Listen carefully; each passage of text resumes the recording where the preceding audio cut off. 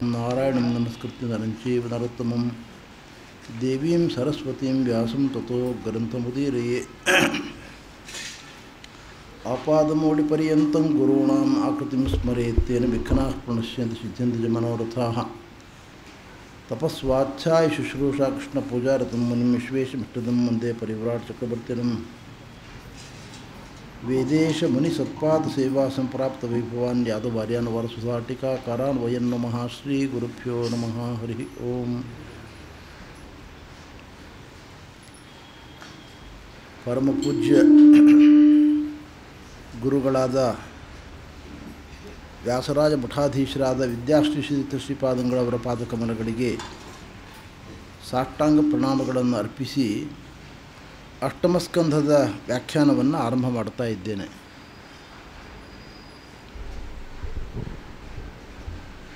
ರಾಜೋವಾಚ ಸ್ವಯಂಭುವಸ್ಯೇಹ ಮನೋಃ ವಂಶೋಯಂ ವಿಸ್ತರಾಚ್ಯುತಃ ಯತ್ರ ವಿಶ್ವಸಜಾಂ ಸರ್ಗಃ ಮನೋನ್ಯಾನ್ ವದಸ್ವನಃ. ಮೊದಲ ಮನು ಸ್ವಯಂಭುವ ಮನು, ಅವನ ವಂಶ ವಿಸ್ತಾರವನ್ನು ತಾವು ನಮಗೆ ವಿಸ್ತಾರವಾಗಿ ತಿಳಿಸಿಕೊಟ್ಟಿದ್ದೀರಿ. ಈಗ ನಮಗೆ ಉಳಿದ ಮನುಗಳು, ಉಳಿದ 13 ಮನುಗಳು, 14 ಮನುಗಳ ಒಂದು ಬ್ರಹ್ಮದೇವರ ಹಗಲಿನಲ್ಲಿ 14 ಮನ್ವಂತರಗಳು ನಡೆದು ಹೋಗ್ತವೆ. 1ನೇ ಮನ್ವಂತರದ ಕಥೆಯನ್ನು ನಮಗೆ ನಾವು ತಿಳಿಸಿಕೊಟ್ಟಿದ್ದೀರಿ. ಇನ್ನು ಉಳಿದ 13 ಮನ್ವಂತರಗಳ ಕಥೆಯನ್ನು ನಮಗೆ ನೀವು ತಿಳಿಸಿಕೊಡಬೇಕು ಅಂತ ಕೇಳ್ತಾ ಇದ್ದಾರೆ. ಇಲ್ಲಿ ವಿಜಯಧ್ವಜ ಭಟ್ಟಾರಕರ ಒಂದು ಮಂಗಲ ಪದ್ಯ ಇದೆ. ಎಲ್ಲ ಮಂಗಲ ಪದ್ಯಗಳು ಬಹಳ ಆಸ್ವಾದನೀಯವಾದ್ದು, ಇದಂತೂ ಬಹಳ ವಿಶೇಷ. ಸಂಸ್ಕೃತದಲ್ಲಿ ಯಂಗನುಗಂತ ಪ್ರಯೋಗ ಘಟಿತವಾಗಿರತಕ್ಕಂಥ ಮಂಗಲಾಚರಣೆ ಇದು. ಪ್ರತಿಯೊಂದು ಕಡೆಯಲ್ಲೂ ಕೂಡ ಅಸ್ತಾವಿ ಶ್ರುತಿ ಮಸ್ತಕೇನ ಮರುನಾ ಸ್ವಯಂಭುವೇನಾಪಿಯಃ. 8ನೆಯ ಸ್ಕಂದದಲ್ಲಿ 8 ಭಗವದ್ ರೂಪಗಳ ವರ್ಣನೆಯನ್ನು ಮಾಡಿದ್ದಾರೆ ಇಲ್ಲಿ ಶುಕಮುನಿಗಳು. ಅದನ್ನು ವಿಜಯಧ್ವಜರು ಸಂಗ್ರಹ ಮಾಡಿದ್ದಾರೆ ಆರಂಭದಲ್ಲಿ. ಮೊದಲನೇ ಭಗವದ್ ಅವತಾರ ಯಜ್ಞನಾಮಕ ಪರಮಾತ್ಮನ ಅವತಾರ. 2ನೇದ್ದು 10,000 ಋಷಿಮುನಿಗಳಿಗೆ ಜ್ಞಾನೋಪದೇಶವನ್ನು ಮಾಡಿರತಕ್ಕಂಥ ಭಗವಂತನ ವಿಭು ಎಂಬ ಅವತಾರ. ಇದರ ವರ್ಣನೆ ಇಲ್ಲಿ ಉಂಟು, ಮುಂದೆ ನಾವು ವಿಸ್ತಾರವಾಗಿ ತಿಳ್ಕೊಳ್ತೇವೆ. 3ನೇದ್ದು ತಾಪಸ ಅಥವಾ ಹರಿ ಅಂತ ಕರೆಸಿಕೊಳ್ಳಲ್ಪಡತಕ್ಕಂತಹ ಗಜೇಂದ್ರನನ್ನು ಆಪತ್ತಿನಿಂದ ಪಾರುಗಾಣಿಸಿರತಕ್ಕಂತಹ ಪರಮಾತ್ಮನ ರೂಪ 3ನೇದ್ದು. 4ನೇದ್ದು ದೇವತೆಗಳಿಗೆ ಅಮೃತವನ್ನು ಉಣಿಸಲಿಕ್ಕೋಸ್ಕರವಾಗಿ ಮೈದಡದ ಅಜಿತ ಎಂಬ ಭಗವಂತನ ರೂಪ. ಅಜಿತ ಅಂತ ಪರಮಾತ್ಮನ ರೂಪ ಅದು. 5ನೇದ್ದು ಅಮೃತ ಮಥನ ಕಾಲದಲ್ಲಿ ಮಂದರ ಪರ್ವತವನ್ನು ಬೆನ್ನಿನಲ್ಲಿ ಹೊತ್ತಿರತಕ್ಕಂತಹ ಕೂರ್ಮ ರೂಪ. 6ನೆಯ ರೂಪ ಮೋಹಿನಿಯಾಗಿ ದಾನವರನ್ನು ಮೋಹಗೊಳಿಸಿ ಅಮೃತವನ್ನು ಕಸಿದು ದೇವತೆಗಳಿಗೆ ಉಣಿಸಿರತಕ್ಕಂಥ ರೂಪ. 7 ಮತ್ತು 8ನೇ ರೂಪಗಳು, 7ನೇ ರೂಪ ವಾಮನನಾಗಿ ಅವತಾರ ಮಾಡಿ ಬಲಿಚಕ್ರವರ್ತಿಯ ಸಂಪತ್ತನ್ನು ಸೂರೆಗೊಂಡಿರತಕ್ಕಂಥದ್ದು, ಅದನ್ನು ಇಂದ್ರನಿಗೆ ಕೊಡಮಾಡಿರತಕ್ಕಂಥದ್ದು. 8ನೆಯ ಅವತಾರ ರೂಪ ಮತ್ಸ್ಯ ರೂಪಿಯಾಗಿ ಎಲ್ಲ ವೇದಗಳನ್ನು ಬ್ರಹ್ಮದೇವರಿಗೆ ಉಪದೇಶ ಮಾಡಿರತಕ್ಕಂಥ ರೂಪ. 8 ರೂಪಗಳ ವಿವರಣೆ ಆರಂಭದಲ್ಲಿ ಬಂದಿದೆ 8 ಸ್ಕಂದಗಳಲ್ಲಿ. ಅದನ್ನು ಇಲ್ಲಿ ಸಂಗ್ರಹ ಮಾಡಿದ್ದಾರೆ. ಅಸ್ತಾವಿ ಶ್ರುತಿ ಮಸ್ತಕೇನ ಮನುನಾ ಸ್ವಯಂಭುವೇನಾಪಿಯಃ ಏನ ಅರಕ್ಷಿ ಜಗತ್ರಯಂಚ ಮುನಿಭಿಃ ಸ್ವಾತ್ಮಾನವಿದ್ಧಾತ್ಮಭಿಃ ಏನ ಅಮೋಚ ಗಜಾಧಿಪಃ ಕಕಚವಚ್ಚಕ್ರೇಣ ನಕ್ರಾನನಾತ್ ಕ್ಷೀರಾಂಬೋಧಿರಮಂತಿ ಏನ ಧೃತಭೂಃ ಸ್ವಯಂ ಹರಿಃ ಪಾತುನಃ ಏನಾಧಾರಿಗಿರಿ ಪಪೇಚ ವಿಬುಧೈಃ ಏನಾಮೃತಂ ಪ್ರೇರಿತೈಃ ಏನ ಅತಾಪಿ ಏನ ಅಧಾರಿ ಏನ ಅತಾಪಿ. ಇವೆಲ್ಲವೂ ಯಂಗನುಗಂತ ಪ್ರಯೋಗಗಳು. ಸರ್ವೇ ಭಗ್ರ ಯಂಗನುಗಂತ ಪ್ರಯೋಗೆ ಅಂತ. ಯಂಗನುಗಂತ ಪ್ರಯೋಗದಲ್ಲಿ ಒಂದು ಶ್ಲೋಕವನ್ನು ಮಾಡೋದು ಬಹಳ ಕಠಿಣ. ಈ ವಿಜಯಧ್ವಜರ ಎಲ್ಲ ಶ್ಲೋಕಗಳು ಯಂಗನುಗಂತದಲ್ಲೇ ಇದ್ದಾವೆ ಇಲ್ಲಿ. ಇದು ಇದರ ವೈಶಿಷ್ಟ್ಯ. ವಿಜಯಧ್ವಜ ತೀರ್ಥರು ಹೇಳ್ತಾರೆ, ಸಪ್ತಮಸ್ಕಂಧದ ಸಾಗರವನ್ನು ದಾಟಿ ನಾವೀಗ ಅಷ್ಟಮಸ್ಕಂಧಕ್ಕೆ ಬಂದಿದ್ದೇವೆ ವ್ಯಾಖ್ಯಾನ ಮಾಡಲಿಕ್ಕೋಸ್ಕರವಾಗಿ. ಅಷ್ಟಮಸ್ಕಂಧ ವ್ಯಾಖ್ಯಾಮೃತಂ ಪಾತು ಉಪಕ್ರಮೇ. ನಮ್ಮ ಗುರುಗಳು ಶ್ರೀಮದ್ ಆಚಾರ್ಯರು ಏನು ವ್ಯಾಖ್ಯಾನ ಮಾಡಿದ್ದಾರೆ, ಪರಂಪರೆಯಿಂದ ನಾವೇನು ಕೇಳ್ಕೊಂಡು ಬಂದಿದ್ದೇವೆ, ಅದನ್ನು ಅಮೃತ ಅದು, ಅದನ್ನು ನಾವು ಪಾನ ಮಾಡ್ತಾ ಇದ್ದೇವೆ, ನಿಮಗೂ ಕೂಡ ಅದನ್ನು ಕೊಡ್ತಾ ಇದ್ದೇವೆ ಅಂತ ಆರಂಭದಲ್ಲಿ ಹೇಳಿದ್ದಾರೆ.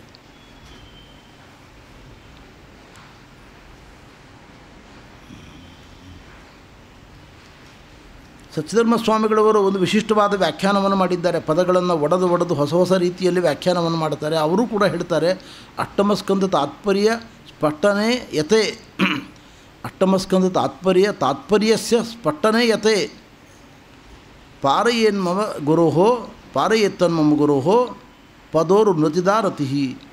ಅಷ್ಟಮಸ್ಕಂದದ ವ್ಯಾಖ್ಯಾನವನ್ನು ನಾವು ಮಾಡಲಿಕ್ಕೆ ಹೊರಟಿದ್ದೇವೆ. ತಾತ್ಪರ್ಯದಲ್ಲಿ ಏನು ಆಚಾರ್ಯರು ವಿಷಯಗಳನ್ನು ಹೇಳಿದ್ದಾರೆ ಅದನ್ನು ಸ್ಪಷ್ಟೀಕರಣ ಮಾಡಬೇಕು, ಹೆಚ್ಚು ಅರ್ಥವಾಗುವಂತೆ ಬಿಡಿಸಬೇಕು ಅಂತ ಹೊರಟಿದ್ದೇವೆ. ಗುರುಗಳ ಪಾದಧೂಳಿ ಅದನ್ನು ಸತ್ಯವಾಗಿಸಬೇಕು, ನಮ್ಮ ಸಂಕಲ್ಪವನ್ನು ನಡೆಸಬೇಕು ಅಂತ ಗುರುಗಳ ಕಾರುಣ್ಯವನ್ನು ಸ್ಮರಿಸಿಕೊಂಡಿದ್ದಾರೆ.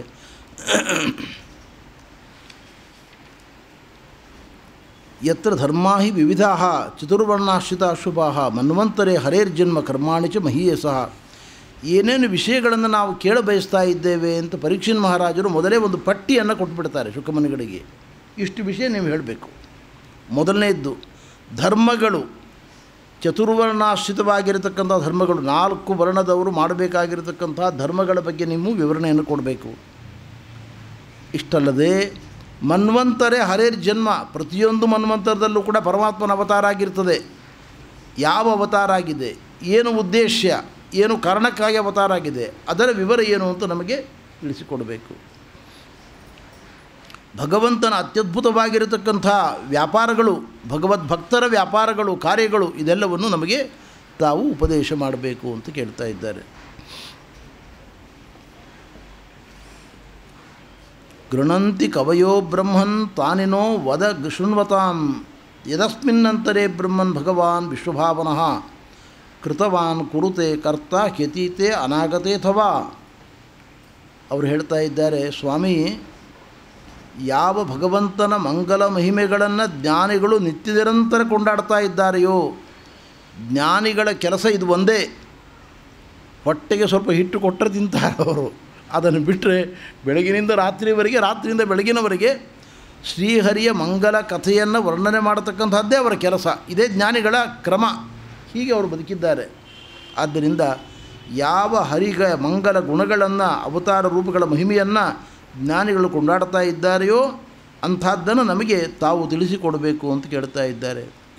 ಇಷ್ಟೇ ಅಲ್ಲ, ಪರಮಾತ್ಮ ವಿಶ್ವಭಾವನ, ಈ ಜಗತ್ತಿನ ತಂದೆ, ಇದನ್ನು ಹುಟ್ಟಿ ಹಾಕಿರತಕ್ಕಂಥವನು, ಇದಕ್ಕೆ ಜನಕನಾಗಿರ್ತಕ್ಕಂಥವನು. ಸತ್ಯಧರ್ಮ ಸ್ವಾಮಿಗಳವರು ವ್ಯಾಖ್ಯಾನ ಮಾಡ್ತಾರೆ, ವಿಶ್ವ ಅಂದರೆ ಮುಖ್ಯ ಪ್ರಾಣದೇವರು ಅಂತ ಅರ್ಥ. ವಿಶ್ವ ವಾಯು ಸಮುದ್ದಿಷ್ಟ, ಪ್ರಾಣದೇವರ ತಂದೆ. ಜಗತ್ತಿನ ಆರಂಭದಲ್ಲಿ ಮೊಟ್ಟ ಮೊದಲು ಬ್ರಹ್ಮದೇವರಿಗೆ ಜನ್ಮವನ್ನು ಕೊಟ್ಟ, ಪ್ರಾಣದೇವರಿಗೆ ಜನ್ಮವನ್ನು ಕೊಟ್ಟ. ಉಪನಿಷತ್ತುಗಳು ಅದನ್ನು ಕೊಂಡಾಡಿದ್ದಾವೆ. ಆದ್ದರಿಂದ ಪರಮಾತ್ಮನಿಂದ ಜನ್ಮವನ್ನು ಪಡೆದಿರತಕ್ಕಂತಹ ಬ್ರಹ್ಮದೇವರು, ವಾಯುದೇವರು ಸೃಷ್ಟಿ ವ್ಯಾಪಾರವನ್ನು ಮುಂದುವರೆಸಿದ್ದಾರೆ. ಅಂಥ ವಾಯುದೇವರಿಗೆ ಜನಕನಾಗಿರತಕ್ಕಂಥವನು ನೀನು. ನಿನ್ನ ಮಹಿಮೆಯನ್ನು ಅತೀತ ಕಾಲದಲ್ಲಿ, ಅನಾಗತ ಕಾಲದಲ್ಲಿ, ಮುಂದೆ ಬರತಕ್ಕಂಥದ್ದು ಏನೇನು ಮಾಡಿದ್ದಿ ಇದೆಲ್ಲವನ್ನು ಕೂಡ ನಮಗೆ ತಾವು ಶುಕಮುನಿಗಳು ತಿಳಿಸಿಕೊಡಬೇಕು ಅಂತ ಕೇಳ್ತಾ ಇದ್ದಾರೆ. ಈ ಕಥಾಶ್ರವಣ ಪರೀಕ್ಷಿನ್ ಮಹಾರಾಜರು ಮಾಡ್ತಾ ಇರತಕ್ಕಂಥದ್ದು ಈ 7ನೇ ಮನ್ವಂತರದಲ್ಲಿ, ವಯೋಸ್ವತ ಮನ್ವಂತರದಲ್ಲಿ ಆಗಿರತಕ್ಕಂಥದ್ದು ಶ್ರವಣ. 5000 ವರ್ಷಗಳ ಹಿಂದೆ ಕೃಷ್ಣ ಪರಮಾತ್ಮ ಪರಂಧಾಮಕ್ಕೆ ತೆರಳಿದ ಮೇಲೆ ನಡೆದಿರತಕ್ಕಂಥದ್ದು ಇದೆಲ್ಲ ವಿಷಯಗಳು ಕೂಡ ನಿಮಗೆಲ್ಲ ಇದು ಗೊತ್ತಿದೆ. ಕಥಾಶ್ರವಣ ಮಾಡಿದವರಿಗೆ ಅನೇಕ ಬಾರಿಗೆ ಗೊತ್ತಿದೆ. 7ನೇ ಮನ್ವಂತರದಲ್ಲಿ ಪರೀಕ್ಷಿನ್ ಮಹಾರಾಜರನ್ನು ಉದ್ದೇಶ ಮಾಡಿಕೊಂಡು ಶುಕಮುನಿಗಳು ಭಾಗವತ ಪ್ರವಚನ ಮಾಡಿರತಕ್ಕಂಥದ್ದು. ಮನವೋಸ್ಮಿನ್ ವ್ಯತೀತ ಷಟ್ ಕಲ್ಪೆ ಸ್ವಯಂಭುವಾದಯ. ಸ್ವಯಂಭುವನಿಂದ ಆರಂಭ ಮಾಡಿಕೊಂಡು ಸ್ವಯಂಭುವ, ಸ್ವಾರೋಚಿಷ, ಉತ್ತಮ, ತಾಪಸ, ಹೀಗೆ 6 ಮನ್ವಂತರಗಳು ಕಳೆದು ಹೋಗಿದ್ದಾವೆ. ಈಗ 7ನೇ ಮನ್ವಂತರದಲ್ಲಿ ನಾವು ವಾಸ ಮಾಡ್ತಾ ಇದ್ದೇವೆ. ಈಗ ವೈವಸ್ವತ ಮನ್ವಂತರೇ ಅಂತ ನಾವು ಸಂಕಲ್ಪ ಮಾಡುವಾಗ ಹೇಳ್ತೇವೆ. ಇದು 7ನೇ ಮನ್ವಂತರ. ಇದು 6 ಮನ್ವಂತರಗಳು ಗತಿಸಿ ಹೋಗಿದ್ದಾವೆ. ಆದ್ಯಸ್ತು ಖಚಿತೋ ಯತ್ರ ದೇವಾದೀನಾಂಚ ಸಂಭವ. ಎಲ್ಲಿ ದೇವತೆಗಳು ಯಾರ್ಯಾರು ಅವತಾರ ಮಾಡಿದರು ಮೊದಲ ಮನ್ವಂತರದಲ್ಲಿ, ಮನ್ವಂತರಾಧಿಪತಿಯಾದ ಸ್ವಯಂಭುವನ ಕಾರ್ಯಗಳೇನು ಎಂಬುದನ್ನು ನೀವು ನಮಗೆ ತಿಳಿಸಿಕೊಟ್ಟಿದ್ದೀರಿ. ಪರೀಕ್ಷಿನ್ ಮಹಾರಾಜರು ಹಿಂದೆ ಹೇಳಿದ್ದನ್ನೆಲ್ಲ ನೆನಪಿಟ್ಕೊಂಡಿದ್ದಾರೆ. ಅವರು ನಮ್ಮ ಹಾಗೆ ಮರೆಯೋ ಸ್ವಭಾವ ಅಲ್ಲ ಅವರದ್ದು. ಆಕೂತ್ಯಾಂ ದೇವಹೂತ್ಯಾಂಚ ದುಹಿತ್ರೋಹೋ ತಸ್ಯ ವೈ ಮನೋಹೋ ಧರ್ಮಜ್ಞಾನೋಪದೇಶಾರ್ಥಂ ಭಗವಾನ್ ಪುತ್ರತಾಂಗತಃ. ಈ ಸ್ವಯಂಭೂ ಮನುವಿನ ಮೇಲೆ ಭಗವಂತನ ಕರುಣೆ ಬಹಳ ದೊಡ್ಡದು. ಸ್ವಯಂಭೂ ಮನುವಿಗೆ 5 ಜನ ಮಕ್ಕಳು, 2 ಗಂಡು ಮಕ್ಕಳು, 3 ಹೆಣ್ಣು ಮಕ್ಕಳು. ಪ್ರಿಯವ್ರತ, ಉತ್ತಾನಪಾದ 2 ಗಂಡು ಮಕ್ಕಳು. ಆಕೂತಿ, ದೇವಹೂತಿ, ಪ್ರಸೂತಿ ಅಂತ 3 ಜನ ಹೆಣ್ಣು ಮಕ್ಕಳು. ಆಕೂತಿಯ ಮಗನಾಗಿ ಭಗವಂತ ಅವತಾರ ಮಾಡಿದ್ದಾನೆ.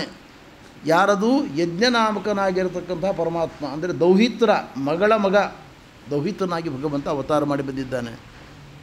ದೇವಹೂತಿಯ ಮಗನಾಗಿ ಕಪಿಲನಾಗಿ ಅವತಾರ ಮಾಡಿ ಬಂದಿದ್ದಾನೆ. ಇಬ್ಬರು ದೌಹಿತ್ರರು ಭಗವಂತನೇ, ಭಗವಂತನ ರೂಪಗಳೇ. ಕಪಿಲ ಮತ್ತು ಯಜ್ಞ ಎರಡು ರೂಪಗಳಿಂದ ಭಗವಂತ ಪ್ರಾದುರ್ಭೂತನಾಗಿದ್ದಾನೆ ಈ ವಂಶದಲ್ಲಿ. ಧರ್ಮಜ್ಞಾನೋಪದೇಶಾರ್ಥಂ ಭಗವಾನ್ ಪುತ್ರತಾಂಗತಃ, ಧರ್ಮ ಮತ್ತು ಜ್ಞಾನೋಪದೇಶವನ್ನು ಮಾಡಲಿಕ್ಕೋಸ್ಕರವಾಗಿ ಪರಮಾತ್ಮ ಕಪಿಲ ನಾಮಕನಾಗಿ ಯಜ್ಞನಾಮಕನಾಗಿ ಅವತಾರ ಮಾಡಿ ಬಂದಿದ್ದಾನೆ ಅಂತ ಹೇಳ್ತಾ ಇದ್ದಾರೆ. ಕೃತಂಪುರ ಭಗವತ ಕಪಿಲಸ್ಯ ಅನುವರ್ಣಿತಂ ಆಖ್ಯಾಸ್ಯೆ ಭಗವಾನ್ ಯಜ್ಞ ಯಚ್ಚಕಾರ ಕುರುದ್ವಃ. ಕಪಿಲನಾಮಕ ಪರಮಾತ್ಮ ತಾಯಿಯನ್ನು ಉದ್ದೇಶವಾಗಿಟ್ಟುಕೊಂಡು ನಮ್ಮಂಥವರಿಗೆಲ್ಲ ಸಂಸಾರ ಸಾಗರದಿಂದ ಹೊರಗೆ ಬರಲಿಕ್ಕೋಸ್ಕರ ಏನು ಉಪದೇಶ ಮಾಡಿದ್ದಾನೆ ಎಂಬುದನ್ನು ತಾವು ತಿಳಿಸಿಕೊಟ್ಟಿದ್ದೀರಿ, ಎಲ್ಲವನ್ನು ತಿಳಿಸಿಕೊಟ್ಟಿದ್ದೀರಿ. ಈಗ ನನಗೆ ಯಜ್ಞನಾಮಕ ಪರಮಾತ್ಮನ ಕಥೆಯನ್ನು ತಾವು ಹೇಳಬೇಕು. ಇನ್ನೊಬ್ಬ ಮೊಮ್ಮಗ ದೌಹಿತ್ರ ಮಗಳ ಮಗ, ಅವನ ಕಥೆಯಿಂದ ನಮಗೆ ತಾವು ತಿಳಿಸಿಕೊಡಬೇಕು.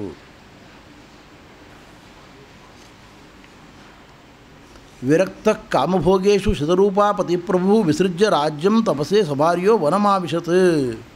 ಸುನಂದಾಯಾಂ ವರ್ಷಶತಂ ಪದೇನೈಕೇನ ಭೂಮಸ್ಪೃಶನ್ ತಪ್ಯಮಾನಸ್ತಪೋ ಘೋರ ಮಿದಮನ್ವಾಹ ಭಾರತ. ಶತರೂಪಾದೇವಿಯ ಗಂಡನಾಗಿರತಕ್ಕಂಥ ಸ್ವಯಂಭುವ ಮನು ವೈರಾಗ್ಯವನ್ನು ಪಡೆದುಕೊಂಡು ಎಲ್ಲ ಭೋಗಗಳಿಂದ ಉಪರತನಾಗಿ ನೇರವಾಗಿ ಸುನಂದಕ್ಕೆ ಬಂದ. ಅಲಕನಂದ ಬದರಿ ಕ್ಷೇತ್ರಕ್ಕೆ ಬಂದಿದ್ದಾನೆ ಮಹಾನುಭಾವ. ಅಲ್ಲಿ ಒಂದೆರಡು ದಿನ ಅಲ್ಲ, 100 ವರ್ಷಗಳವರೆಗೆ ತಪಸ್ಸು ಮಾಡಿದ್ದಾನೆ ಮಹಾನುಭಾವ. 100 ವರ್ಷ ಶತಂ 100 ವರ್ಷಗಳವರೆಗೆ ಭಗವಂತನನ್ನು ಆರಾಧನೆ ಮಾಡಿದ್ದಾನೆ ಸ್ವಯಂಭುವ ಮನು.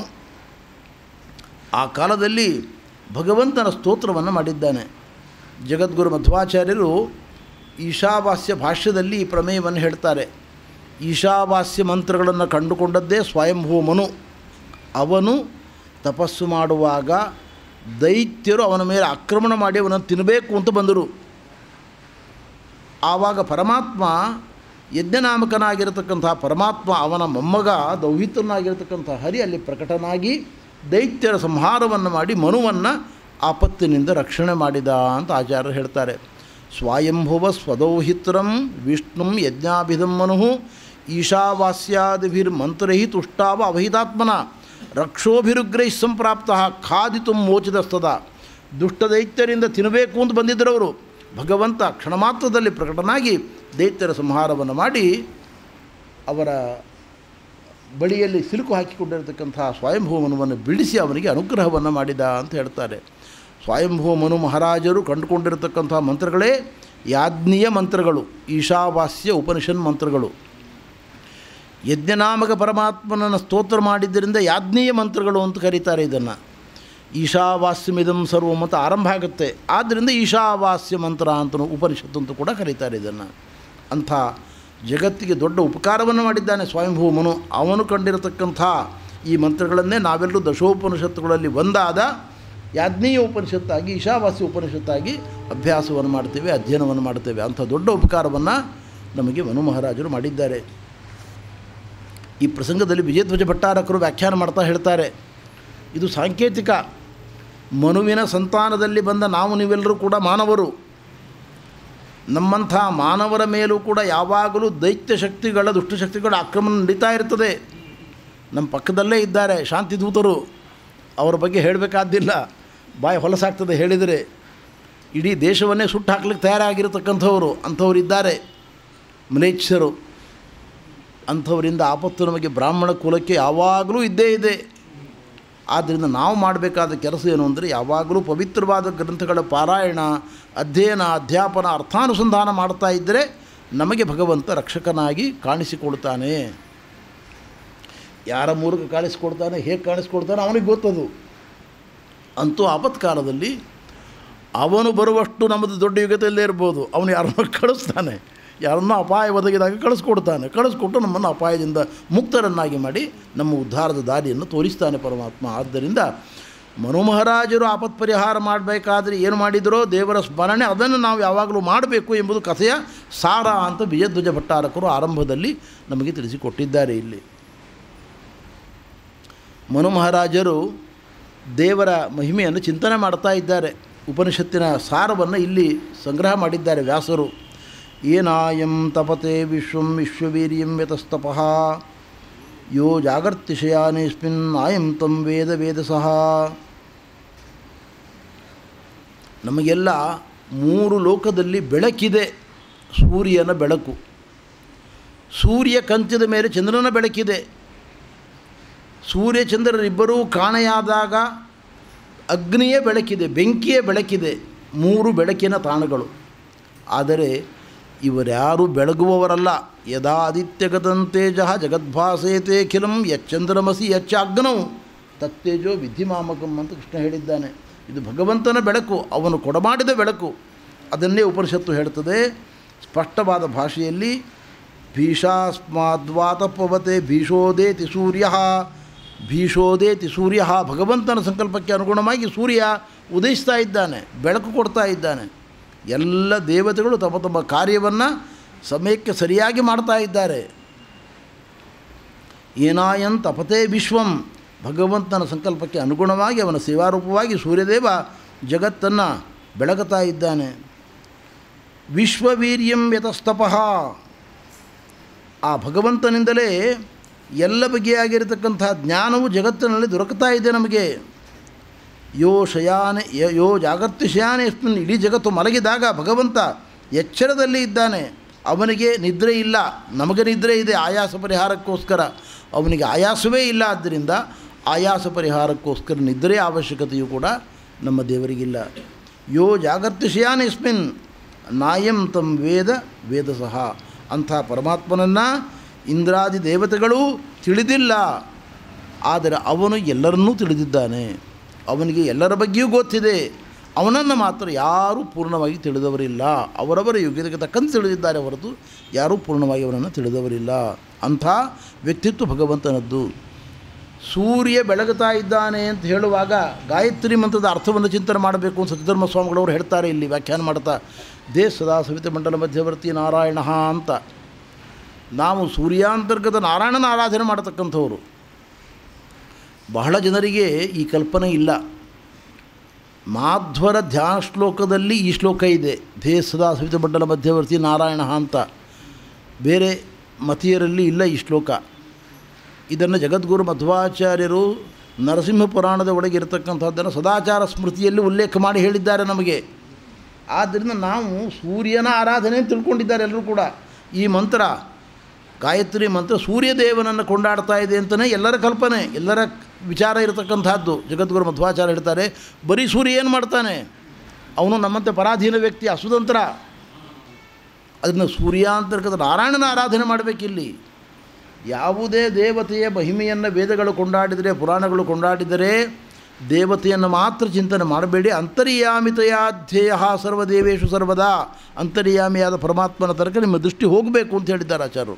ಆದ್ದರಿಂದ ಶ್ರೀಮದ್ ಆಚಾರ್ಯರು ಸದಾಚಾರ ಸ್ಮೃತಿಯಲ್ಲಿ ಧ್ಯೇಯ ಸದಾ ಸವಿತೃಮಂಡಲ ಮಧ್ಯವರ್ತಿ ನಾರಾಯಣ.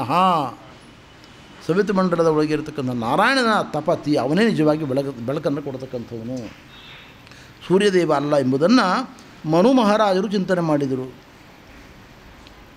ಅವನು ಜಗತ್ತಿಗೆ ಜ್ಞಾನವನ್ನು ಕೊಡ್ತಕ್ಕಂಥವನು. ಅದನ್ನೇ ಅನುವ್ಯಾಖ್ಯಾನದಲ್ಲಿ ಆಚಾರ್ಯರು ಅಜ್ಞಾನಾಂ ಜ್ಞಾನದೋ ವಿಷ್ಣು ಜ್ಞಾನಿನಾಂ ಮೋಕ್ಷದಶ್ಚ ಸಹ ಅಂತ ಜ್ಞಾನಪ್ರದನಾದವನು ಭಗವಂತ ಅಂತ ಅವನ ಮಹಿಮೆಯನ್ನು ಕೊಂಡಾಡಿದ್ದಾರೆ ಅಂತ ಸ್ವಾಮಿಗಳು ವ್ಯಾಖ್ಯಾನ ಮಾಡ್ತಾ ಹೇಳ್ತಾರೆ ಇಲ್ಲಿ. ಆತ್ಮಾವಾಸ್ಯಮಿದಂ ವಿಶ್ವಂ ಯಜ್ಜಗತ್ಯಾಂ ಜಗನ್ಮನಃ ತೇನ ತ್ಯಕ್ತೇನ ಭುಂಜೀಥಾಃ ಮಾ ಗರ್ಧ ಕಸ್ಯ ಸ್ವಿಧನಂ. ನೋಡಿ, ಇಷ್ಟೇ ವ್ಯತ್ಯಾಸ. ಈಶಾವಾಸ್ಯಮಿದಂ ಸರ್ವಂ, ಅದರದ್ದೇ ಈಶ ಪದ ತೆಗೆದರೂ ಆತ್ಮಾವಾಸ್ಯಮಿದಂ ಸರ್ವಂ ಯಜ್ಜಗತ್ಯಾಂ ಜಗನ್ಮನಃ ತೇನ ತ್ಯಕ್ತೇನ ಭುಂಜೀತಃ ಮಾ ಗರ್ಧ ಕಸ್ಯ ಸ್ವಿಧನಂ. 3-4ನೇ ಪಾದಗಳಲ್ಲಿ ಏನೂ ಬದಲಾವಣೆ ಇಲ್ಲ. ಮೊದಲನೇ ಪಾದದಲ್ಲಿ ಈಶಾವಾಸ್ಯಂ ಬದಲು ಆತ್ಮಾವಾಸ್ಯಂ ಅಂತ ಪದವನ್ನು ಇಟ್ಟಿದ್ದಾರೆ. ಅಷ್ಟು ವ್ಯಾಸರು ಮಾಡಿದ ಬದಲಾವಣೆ. ಇಲ್ಲಿ ನಮಗೆ ಸಂದೇಹ ಬರ್ತದೆ, ವ್ಯಾಸರು ಈಶಾವಾಸ್ಯಂ ಅನ್ನೋ ಪದವನ್ನೇ ಇಟ್ಕೊಳ್ಬೋದಾಗಿತ್ತಲ್ಲ, ಆತ್ಮಾವಾಸ್ಯಂ ಅನ್ನೋ ಪದವನ್ನು ಯಾಕೆ ಬದಲಾವಣೆ ಮಾಡಿದರು ಅವರು? ಯಾಕೆಂದರೆ 3-4ನೇ ಪಾದದಲ್ಲಿ ಒಂದು ಅಕ್ಷರ ಕೂಡ ಬದಲಾವಣೆ ಮಾಡಿಲ್ಲ ವ್ಯಾಸರು, ಹಾಗೆ ಇಟ್ಕೊಂಡಿದ್ದಾರೆ ಅದನ್ನು. ಮೊದಲನೇ ಪಾದದಲ್ಲೂ ಕೂಡ ಹಾಗೆ ಇಟ್ಕೊಳ್ಬೋದಾಗಿತ್ತಲ್ಲ. ಅದಕ್ಕೆ ಶೇಷಚಂದ್ರಿಕಾಚಾರ್ಯರು ವ್ಯಾಖ್ಯಾನ ಮಾಡ್ತಾ ಹೇಳ್ತಾರೆ, ಬಹಳ ರಹಸ್ಯ ಇದೆ ಇಲ್ಲಿ, ಬಹಳ ಮಹತ್ವದ ವಿಷಯ ಇದೆ ಇದು, ತಿಳ್ಕೊಡ್ರಿ ಅಂತ ಹೇಳ್ತಾರೆ. ಏನು ಅಂದರೆ, ಅದ್ವೈತಿಗಳ ಪದಪಾಠ ಈಶಾವಾಸ್ಯಂ ಅನ್ನೋದು ಒಂದು ಪದ ಅಲ್ಲ, ಈಶಾವಾಸ್ಯಂ ಅಂತ 2 ಪದಗಳು. ಈಶಾ ಪ್ಲಸ್ ವಾಸ್ಯಂ ಈಶಾವಾಸ್ಯಂ. ಅವರ ಪ್ರಕಾರ ಅರ್ಥ ಏನು ಅಂದರೆ, ಇದೆಲ್ಲ ಜಗತ್ತು ಭಗವಂತನಿಂದ ಆಚ್ಛಾದಿತವಾಗಿದೆ, ಆದ್ದರಿಂದ ಜ್ಞಾನಿಯಾದವನು ಕರ್ಮ ಮಾಡಬೇಕಾದ ಅವಶ್ಯಕತೆ ಇಲ್ಲ. ಕರ್ಮ ಯಾರಿಗೆ ಅಂದರೆ ಅಜ್ಞಾನಿಗಳಿಗೆ ಅಂತ ವ್ಯಾಖ್ಯಾನ. ಅದಕ್ಕೆ ಆಚಾರ್ಯರು ವೇದವ್ಯಾಸದೇವರು ಇದನ್ನು ತೋರಿಸ್ತಾ ಇದ್ದಾರೆ. ಹೀಗೆ ಅರ್ಥ ಅಲ್ಲ, ಮುಂದೆ ಬಂದು ಅದ್ವೈತಗಳು ಹೀಗೆ ವ್ಯಾಖ್ಯಾನ ಮಾಡ್ತಾರೆ. ವೇದವ್ಯಾಸರ ಕಾಲದಲ್ಲಿ ಅದ್ವೈತಗಳು ಇದ್ದರೋ ಇಲ್ಲವೋ? ಶಂಕರಾಚಾರ್ಯರ ಕಾಲ 8ನೇ ಶತಮಾನ ಅಲ್ವೇ, ಅದಕ್ಕಿಂತ ಮುಂಚೆ ಇರಲಿಲ್ವಲ್ಲ. ಅದರಿಂದ ಆ ಕಾಲದಲ್ಲಿ ಇದನ್ನು ಯಾರು ಹೇಳ್ತಾ ಇದ್ದರು ಈ ವ್ಯಾಖ್ಯಾನವನ್ನು? ವೇದವ್ಯಾಸದೇವರು ಕಟಾಕ್ಷ ಮಾಡಬೇಕಾದ್ರೆ ಯಾರು ವ್ಯಾಖ್ಯಾನ ಮಾಡ್ತಾಯಿದ್ದರು? ಅನುವ್ಯಾಖ್ಯಾನದಲ್ಲಿ ಆಚಾರ್ಯ ಹೇಳ್ತಾರೆ, ಅನಾದಿ ಕಾಲತೋ ವೃತ್ತಃ ಸಮಯ ಹಿ ಪ್ರವಾಹತಃ. ಎಲ್ಲ ಕಾಲದಲ್ಲೂ ದ್ವೈತ ಅದ್ವೈತ ವಿಶಿಷ್ಟಾದ್ವೈತ ಎಲ್ಲ ದರ್ಶನಗಳು ಎಲ್ಲ ಕಾಲದಲ್ಲೂ ಇದ್ದಾವೆ, ಅನಾದಿ ಕಾಲದಿಂದ ಇದ್ದಾವೆ ಇವುಗಳು. ಒಂದೊಂದು ಕಾಲದಲ್ಲಿ ಒಬ್ಬೊಬ್ಬ ಆಚಾರ್ಯರಿಂದ ಇವುಗಳು ವ್ಯಕ್ತಿಯನ್ನು ಪಡೆದುಕೊಳ್ತವೆ, ಸಮಾಜದಲ್ಲಿ ಪ್ರಸಿದ್ಧಿಯನ್ನು ಪಡೆದುಕೊಳ್ತವೆ, ಮತ್ತೆ ಮರೆಯಾಗ್ತವೆ. ಈಗ ನಮ್ಮ ಜಗದ್ಗುರು ಮಧ್ವಾಚಾರ್ಯರು ಮಾಡಿರ್ತಕ್ಕಂಥ ಉಪದೇಶ ಪೂರ್ಣ ಮರೆಯಾಗ್ತದೆ, ಎಲ್ಲ ಮರೆತು ಬಿಡ್ತಾರೆ ಇದನ್ನು. ಕೇವಲ ನಮ್ಮ ಮಠಮಾನ್ಯಗಳು ಪಂಚಭಕ್ಷ ಪರಮಾನ್ನ ಭೋಜನಕ್ಕೆ ಸೀಮಿತವಾಗುವಂಥ ಒಂದು ಕಾಲ ಬರ್ತದೆ. ಈಗ ಆಗಿಲ್ಲ, ಎಲ್ಲ ಕಡೆಯಲ್ಲಿ ಒಳ್ಳೊಳ್ಳೆ ವಿದ್ವಾಂಸರು ಪೀಠಾಧಿಪತಿಗಳಾಗಿದ್ದಾರೆ, ನಡೀತಾ ಇದೆ. ಒಂದು ಕಾಲ ಹಾಗೆ ಬರುತ್ತೆ, ಎಲ್ಲ ಮರೆತು ಹೋಗುತ್ತೆ. ಆವಾಗ ಆಚಾರ್ಯರ ತಮ್ಮ ವಿಷ್ಣು ತೀರ್ಥರು ಬಂದು ಇವತ್ತಿಗೂ ಕೂಡ ಹರಿಶ್ಚಂದ್ರ ಪರ್ವತದಲ್ಲಿ ತಪಸ್ಸು ಮಾಡ್ತಾ ಇದ್ದಾರೆ. ಅವರು ಇವತ್ತಿಗೂ ದೇಹ ಬಿಟ್ಟಿಲ್ಲ. ಅವರು ಆಚಾರ್ಯರ ಸಹೋದರರಾಗಿರತಕ್ಕಂಥ ವಿಷ್ಣು ತೀರ್ಥರು ಸುಬ್ರಹ್ಮಣ್ಯ ಮಠ ಮತ್ತು ಸೋದೆ ಮಠಗಳ ಮೂಲ ಪುರುಷರವರು. ಆ ಮಹಾನುಭಾವರನ್ನು ಆಚಾರ್ಯ ಇಟ್ಟಿದ್ದಾರೆ. 36,000 ವರ್ಷಗಳು ಕಳೆದ ಮೇಲೆ ಮನುಷ್ಯಮಾನದಿಂದ ಆಚಾರ್ಯರು ಬದರಿಕಾಶ್ರಮದಲ್ಲಿದ್ದವರು ಅಲ್ಲಿ ತನಕ ಪಾಠ ಪ್ರವಚನ ಮಾಡಿಕೊಂಡಿರ್ತಾರೆ. ಆಮೇಲೆ 3 ರೂಪವನ್ನು ಸೇರಿಕೊಳ್ತಾರೆ. ಯಾವಾಗ ಜ್ಞಾನಲೋಪ ಆಗ್ತದೋ ಪೂರ್ಣವಾಗಿ, ಆವಾಗ ವಿಷ್ಣುತೀರ್ಥರು ಮತ್ತೆ ಪುನಃ ಬಂದು ಕಡ್ತಿಲ ಅಂತ ಒಂದು ಊರಿನಲ್ಲಿ ಆಚಾರ್ಯರು ಎಲ್ಲ ಗ್ರಂಥಗಳನ್ನು, ಪ್ರಮಾಣ ಗ್ರಂಥಗಳನ್ನು ಭೂಗತ ಮಾಡಿದ್ದಾರೆ. ಅದೆಲ್ಲವನ್ನು ತೆಗೆಸಿ ಮತ್ತೊಮ್ಮೆ ಧರ್ಮ ಪ್ರಸಾರವನ್ನು ಮಾಡ್ತಾರೆ ವಿಷ್ಣುತೀರ್ಥರು. ಅಂಥ ಒಂದು ಕಾಲ ಬರ್ತದೆ. ಅದರಿಂದ ಎಲ್ಲವೂ ಮರೆಯಾಗಿದೆ. ಒಂದೊಂದು ಕಾಲದಲ್ಲಿ ಒಂದೊಂದು ಮೇಲೆ ಬರ್ತದೆ. ಆದ್ದರಿಂದ ಅದ್ವೈತ ಎಂಬುದು ಶಂಕರರ ಕಾಲದ್ದಲ್ಲ, ಗೌಡಪಾದರ ಕಾಲದ್ದಲ್ಲ, ಅನಾದಿ ಕಾಲದಿಂದ ಉಂಟು. ನಾನೇ ದೇವರು ಅಂತ ಹೇಳುವರು ಎಲ್ಲ ಕಾಲದಲ್ಲೂ ಇದ್ದಾರೆ. ದೈತ್ಯರು, ಕೃಷ್ಣ ಹೇಳಿದ್ದಾನೆ ಗೀತೆಯಲ್ಲಿ, ನಾನೇ ದೇವರು ಅನ್ನೋರು ಯಾರು? ದೈತ್ಯರು ಅಂತ ಕೃಷ್ಣ ಹೇಳಿದ್ದಾನೆ. ಎಲ್ಲ ಕಾಲದಲ್ಲಿ ಇದ್ದಾರೆ ಇವರು. ಒಂದೊಂದು ಕಾಲದಲ್ಲಿ ಹೆಚ್ಚಿರ್ತಾರೆ ಅಂತ ಇಷ್ಟೇ. ಅದರಿಂದ ಎಲ್ಲವೂ, ಎಲ್ಲ ವಾದಗಳು ಎಲ್ಲ ಕಾಲದಲ್ಲಿ ಇದ್ದಾವೆ. ಆದ್ದರಿಂದ ನಮ್ಮ ಆಚಾರ್ಯ ಹೇಳ್ತಾ ಇದ್ದಾರೆ ಇಲ್ಲಿ, ಆತ್ಮಾವಾಸ್ಯಂ ಅನ್ನೋ ಪದಪ್ರಯೋಗದ ಒಳಗೆ ಇಷ್ಟು ರಹಸ್ಯ ಇದೆ.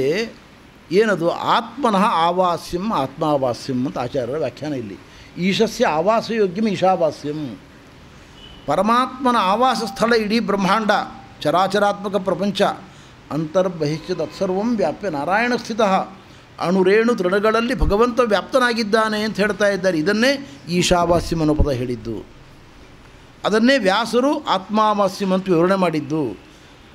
ಆದಿಶಂಕರರ ಅರ್ಥ ಯಾಕೆ ತಗೊಳ್ಳಿಕ್ಕೆ ಬರೋದಿಲ್ಲ ಅಂದರೆ, ಈಶಾ ಈಶೇನ ವಾಸ್ಯಂ ಆಚ್ಛಾದ್ಯಂ ಅಂತ ಅರ್ಥ ಇಟ್ಕೊಂಡ್ರೆ ಆವಾಗ ಆತ್ಮನ ವಾಸ್ಯಂ ಆತ್ಮವಾಸ್ಯಂ ಅಂತ ದೀರ್ಘಾಂತವಾದ ಪದ ಇರಬಾರ್ದು. ವ್ಯಾಕರಣಶಾಸ್ತ್ರ ಪ್ರಕಾರ ದೀರ್ಘಾಂತ ಪದ ಪ್ರಯೋಗ ಮಾಡೋದ್ರ ಮೂಲಕ ವೇದವ್ಯಾಸದೇವರು ಆತ್ಮಾವಾಸ್ಯಂ ಅಂತ ಪದ ಪ್ರಯೋಗ ಮಾಡೋದ್ರ ಮೂಲಕ ಅವರ ವ್ಯಾಖ್ಯಾನ ಸರಿ ಇಲ್ಲ.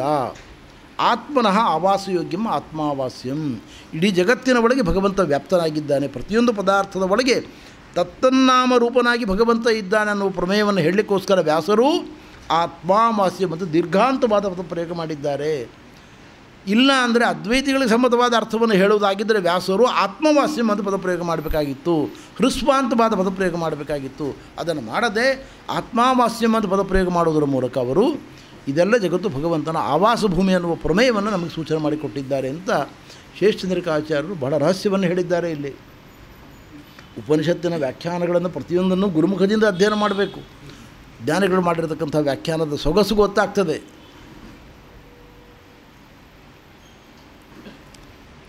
ಆತ್ಮಾವಾಸ್ಯಮಿದಂ ಸರ್ವಂ, ಇದೆಲ್ಲವೂ ಪರಮಾತ್ಮನಿಂದ ಪ್ರೇರಿತವಾದ್ದು, ಪರಮಾತ್ಮನ ಆವಾಸ ಭೂಮಿ. ಇದನ್ನು ಯಾಕೆ ಹೇಳ್ತಾ ಇದ್ದಾರೆ ಅಂದರೆ, ರಾಯರ ವ್ಯಾಖ್ಯಾನದಂತೆ ಮೊಟ್ಟ ಮೊದಲು ನಮಗೆ ತೃಷ್ಣಾ ವಿಚ್ಛೇದ ಆಗಬೇಕು. ವೇದಾಂತವನ್ನು ಶಾಸ್ತ್ರವನ್ನು ಓದಕ್ಕೆ ಹೊರಟವರಿಗೆ ಆಸೆ ಮೊದಲು ಕಡಿಮೆ ಆಗಬೇಕು. ನಮಗೆ ದೇವರು ಮಾಡಿಕೊಟ್ಟ, ಅನುಕೂಲ ಮಾಡಿಕೊಟ್ಟ, ಮಕ್ಕಳಿಗೆ ಮಾಡಿಕೊಡಬೇಕು ಅಂತ ಆಸೆ. ಮಕ್ಕಳಿಗೆ ಮಾಡಿಕೊಟ್ಟ ಸಂತೋಷವೇ ನಮಗೆ ಮೊಮ್ಮಕ್ಕಳಿಗೆ ಮಾಡಿಕೊಡಲಿ ಅಂತ ಅಪೇಕ್ಷೆ. ಹೋಗಲಿ ಅಲ್ಲಿಗಾರ ನಿಲ್ಲುತ್ತದೋ, ಮೊಮ್ಮಕ್ಕಳಿಗೆ ಮಾಡಿಕೊಟ್ಟಿದ್ದಾನಪ್ಪ ಸಾಕು ಅನ್ನಿಸ್ತದೋ? ಇಲ್ಲ, ಮರಿಮಕ್ಕಳಿಗೆ ಆಗಬೇಕು, ಅವ್ರಿಗಾದ್ರೆ ಸಾಕು, 8 ತಲೆಮಾರುವರೆಗೆ ಆಗಬೇಕು ಅಂತ ದುರಾಸೆ. ಅದಕ್ಕೆ ನಮಗೆ ಮೊಟ್ಟ ಮೊದಲ ಪಾಠ ಏನು ಮಾಡ್ತಾ ಇದ್ದಾರೆ ಋಷಿಗಳು ಅಂದರೆ, ದೇವರು ಕೊಟ್ಟದ್ದನ್ನು ಸಾಕು ಅಂತ ಅರ್ಥ ಮಾಡ್ಕೊಳ್ಳಿಕ್ಕೆ ಪ್ರಯತ್ನ ಮಾಡಿ. ಇದು ನಿಮಗೆ ಎಲ್ಲಿವರೆಗೆ ಜ್ಞಾನೋದಯ ಆಗುವುದಿಲ್ಲ, ತೃಪ್ತಿ ಆಗೋದಿಲ್ಲ, ನಿಮಗೆ ಜ್ಞಾನ ಬರುವುದಿಲ್ಲ, ವೇದಾಂತ ಜ್ಞಾನ ಬರುವುದಿಲ್ಲ. ಭಗವಂತ ಕೊಡುವವನೇ ಹೊರತು XYZ ಕೊಡುವವರಲ್ಲ. ಅವರ ಮನೆ ಬಾಗಿಲಿಗೆ ಹೋಗಿ ನಿಂತ್ಕೊಳ್ತೀರಿ, ನೀವು ಬಾಗಿಲು ಕಾಯ್ತೀರಿ, ಅವರನ್ನು ಹೋಗಿ ಡೊನೇಷನ್ ಕೇಳ್ತೀರಿ. ಹೀಗೆ ಕೇಳುವಂಥ ನಿಮಗೆ ನಾಚಿಕೆ ಆಗಬೇಕು. ನಿಮಗೆ ದೇವರ ಕೊಡುವ ಸಂಕಲ್ಪ ಇದ್ದರೆ ಅವರು ನಿಮ್ಮ ಮನೆಗೆ ಬಂದು ಕೊಡ್ತಾರೆ, ಅವ್ರು ನಿಮ್ಮ ಮನೆಗೆ ಬಂದು ಕೊಡ್ತಾರೆ. ನೀವು ಅವ್ರ ಮನೆಗೆ ಹೋಗಿ ಕಾಡಿ ಬೇಡಿ ಯಾಕೆ ತಗೊಳ್ತೀರಿ? ಯಾಕೆಂದರೆ ಇದೆಲ್ಲವೂ ಭಗವಂತನ ದುಡ್ಡು. ಅವರ ಒಳಗಿರುವುದು ಭಗವಂತನದ್ದೇ, ರಾಜರ ಒಳಗಿರುವುದು ಭಗವಂತನದ್ದು, ಎಲ್ಲವೂ ಭಗವಂತನ ಸಂಪತ್ತು. ಕಸ್ಯಸ್ವಿಧನಂ, ಇದು ಭಗವಂತನ ಸಂಪತ್ತು. ಮಾಗೃದ, ಯಾರನ್ನೂ ಭಿಕ್ಷೆ ಬೇಡಬೇಡಿ. ಅವನು ಕೊಡಬೇಕು ಅಂತ ಸಂಕಲ್ಪ ಇದ್ದರೆ 10 ಮಂದಿ ನಿಮ್ಮನ್ನು ಹುಡ್ಕೊಂಡು ಬಂದು ಕೊಡ್ತಾರೆ. ಆದ್ದರಿಂದ ನೀವು ಮಾಡಬೇಕಾದ್ದೇನು ಅಂದರೆ ಭಗವಂತನ ಚಿಂತನೆ, ಭಗವಂತನ ಧ್ಯಾನ, ಇದು ನಿಮ್ಮ ಕರ್ತವ್ಯ ಅಂತ ನಮಗೆ ಉಪನಿಷತ್ತು ತಿಳಿಸಿಕೊಡ್ತಾ ಇದೆ. ಜಗತ್ಯಾಂ ಜಗನ್ಮನಃ, ಹೇ ಮನಃ ಅನ್ನೋ ಶಬ್ದಕ್ಕೆ 2 ಅರ್ಥ. ಮನಸ್ಸು ಅಂತ ಮನಸ್ಸಿಗೊಂದು ಪಾಠವನ್ನು ಹೇಳ್ತಕ್ಕಂಥದ್ದು. ನಾನು ಮನಮುದ್ದಿಷ್ಟ ಅಂತ ಶ್ರೀಧರ್ಮ ಸ್ವಾಮಿಗಳವರು ವ್ಯಾಖ್ಯಾನ ಮಾಡುವಂತೆ, ಮನ ಅಂದರೆ ಜೀವ ಅಂತ ಅರ್ಥ. ಮನನಶೀಲನಾದ್ದರಿಂದ ಜೀವನನ್ನು ಮನ ಅಂತ ಕರೀತಾರೆ. ಅದರಿಂದ ಎಲ್ಲೋ ಜೀವನೇ ನೋಡು, ಇಡೀ ಬ್ರಹ್ಮಾಂಡದ ಒಳಗೆ ಪ್ರಕೃತಿಯ ಒಳಗೆ ಬ್ರಹ್ಮಾಂಡ ಇದೆ. ಎಲ್ಲ ತತ್ವಗಳು ಪ್ರಕೃತಿಯಿಂದ ಹೊರಗೆ ಬಂದಿದ್ದಾವೆ. ಮೂಲ ಪ್ರಕೃತಿಯೇ ಜಗತ್ತಿನ ಮೂಲ ವಸ್ತು. ಆ ಪ್ರಕೃತಿಯೂ ಕೂಡ ಭಗವಂತನ ಅಧೀನ. ಅವಳು ಸ್ವತಂತ್ರ ಅಲ್ಲ, ಸ್ವತಂತ್ರನಾದವನು ಒಬ್ಬನೇ. ಸ್ವತಂತ್ರೋ ಭಗವಾನ್ ವಿಷ್ಣು, ಅವನೊಬ್ಬನೇ ಸ್ವತಂತ್ರ. ಆದ್ದರಿಂದ ಅವರ ಆರಾಧನೆ ಮಾಡುವಂಥ ನಮ್ಮನ್ನು ಕುರಿತು ಹೇಳತಕ್ಕಂಥ ಒಂದು ಅತ್ಯಂತ ಮಹತ್ವದ ಉಪದೇಶ ಇದು.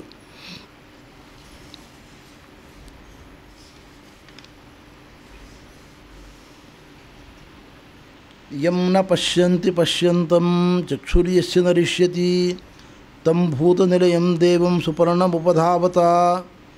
ಭಗವಂತನ ಆರಾಧನೆ ಮಾಡಬೇಕಲ್ಲ ನಾವು. ಭಗವಂತನ ಆರಾಧನೆ ಮಾಡಬೇಕಾದ್ರೆ ಅವನ ಮಹಿಮೆ ಮೊದಲು ತಿಳ್ಕೊಳ್ಬೇಕು. ಅವನು ಹೇಗಿದ್ದಾನೆ ಅಂತ ಗೊತ್ತಾಗಬೇಕು ನಮಗೆ.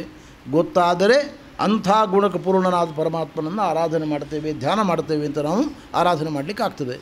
ಅದಕ್ಕೆ ಆ ಪರಮಾತ್ಮನ ಸ್ವರೂಪವನ್ನು ಪರಿಚಯ ಮಾಡಿಕೊಡ್ತಾ ಇದ್ದಾರೆ. ಇಡೀ ಪ್ರಪಂಚದ ಒಳಗಿರುವ ಯಾವುದೇ ದೇವತೆಗಳಿರಲಿ, ಭಗವಂತನ ಕರುಣೆಯಿಂದ ಅವನ ಪ್ರಸನ್ನತೆಯಿಂದ ಅವರವನನ್ನು ಕಂಡಿದ್ದಾರೆ ಹೊರತು ಅವರವರ ಪರಾಕ್ರಮದಿಂದ ತಪಸ್ಸಿನಿಂದ ಭಗವಂತನನ್ನು ಯಾರೂ ಒಲಿಸಿಕೊಳ್ಳಲಿಕ್ಕೆ ಸಾಧ್ಯವಿಲ್ಲ. ಅವನು ಕರುಣೆ ತೋರಬೇಕು, ನಮಗೆ ದರ್ಶನ ಆಗಬೇಕು. ನಾವು ಅಷ್ಟು ತಪಸ್ಸು ಮಾಡಿದ್ದೇವೆ, 100 ವರ್ಷ ಮಾಡಿದ್ದೇವೆ, 500 ವರ್ಷ ತಪಸ್ಸು ಮಾಡಿದ್ದೇವೆ, 1000 ವರ್ಷ ತಪಸ್ಸು ಮಾಡಿದ್ದೇವೆ, ನೀನು ಕಾಣಲೇಬೇಕು ಅಂತ ಯಾರೂ ಹಕ್ಕು ಚಲಾವಣೆ ಮಾಡಲಿಕ್ಕಿಲ್ಲ ಅಲ್ಲಿ. ಅವನು ಒಲಿದು ತೋರಿದರೆ ಉಂಟು. ಯಮೈವೇಶ ವೃಣುತೆ ತೇನ ಲಭ್ಯ. ಅವನು ಕರುಣೆ ತೋರಿ ಇವನಿಗೆ ನಾನು ಕಾಣಿಸ್ಕೊಳ್ಬೇಕು ಅಂತ ಮನಸ್ಸು ಮಾಡಿದರೆ ಕಾಣಿಸ್ಕೊಳ್ತಾನೆ ಹೊರತು ನಮ್ಮ ಪ್ರಯತ್ನದಿಂದ ದೇವರು ಕಾಣಿಸಿಕೊಳ್ಳುವನಂತ ಅಲ್ಲ. ಅದು ನಮ್ಮ ಪ್ರಯತ್ನ ಬೇಕು, ವ್ಯರ್ಥ ಅಂತ ಅರ್ಥ ಅಲ್ಲ. ನಾವು ಡಿಮಾಂಡ್ ಮಾಡಲಿಕ್ಕೆ ಅವಕಾಶ ಇಲ್ಲ ಅಂತ ಶಾಸ್ತ್ರದ ಅಭಿಪ್ರಾಯ.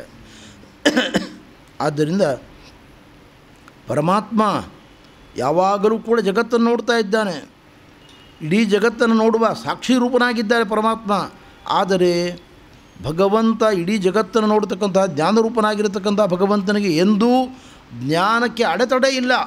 ಅಪ್ರತಿಹತ ಜ್ಞಾನವುಳ್ಳವನವನು.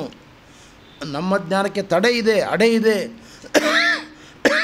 ಪರಮಾತ್ಮನ ಜ್ಞಾನಕ್ಕೆ ಯಾವ ಅಡೆತಡೆಗಳಿಲ್ಲ. ತಂ ಭೂತನಿಲಯಂ ದೇವಂ, ಅಂಥ ಪರಮಾತ್ಮ ಇಡೀ ಜಗತ್ತಿನ ಪ್ರತಿಯೊಂದು ಪದಾರ್ಥಗಳಿಗೆ ಆಶ್ರಯನಾಗಿದ್ದಾನೆ. ಹೀಗೆ ತಾಯಿಯ ತೊಡೆ ಮೇಲೆ ಮಕ್ಕಳಿದ್ದಾವೆ, ತಂದೆ ತೊಡೆ ಮೇಲೆ ಮಕ್ಕಳಿದ್ದಾವೆ, ಹಾಗೆ ಇಡೀ ಬ್ರಹ್ಮಾಂಡದ ಒಳಗಿರುವ ಅನಂತಾನಂತ ಜೀವರಾಶಿಗಳಿಗೆ ತಾಯಿಯಂತೆ ತಂದೆಯಂತೆ ಭಗವಂತ ಆಧಾರನಾಗಿದ್ದಾನೆ. ತಂ ಭೂತನಿಲಯಂ, ಅಂಥ ಪರಮಾತ್ಮನನ್ನು ನಾವು ಧ್ಯಾನ ಮಾಡಬೇಕು ಅಂತ ಹೇಳ್ತಾ ಇದ್ದಾರೆ. ಅವನು ಸುಪರ್ಣ ಅಂದರೆ ಅಂದರೆ ಅತ್ಯುತ್ಕೃಷ್ಟವಾದ,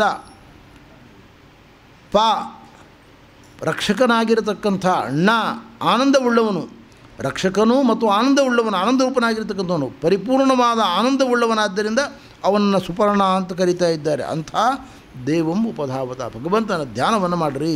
ವ್ಯಾಸರು ಆರಂಭದಲ್ಲಿ ಹೇಳಿದ್ದನ್ನೇ ಅಲ್ವಾ, ಸತ್ಯಂ ಪರಂ ಧೀಮಹಿ, ಅಂಥ ಭಗವಂತನನ್ನು ಧ್ಯಾನ ಮಾಡುತ್ತೇವೆ ಅಂತ.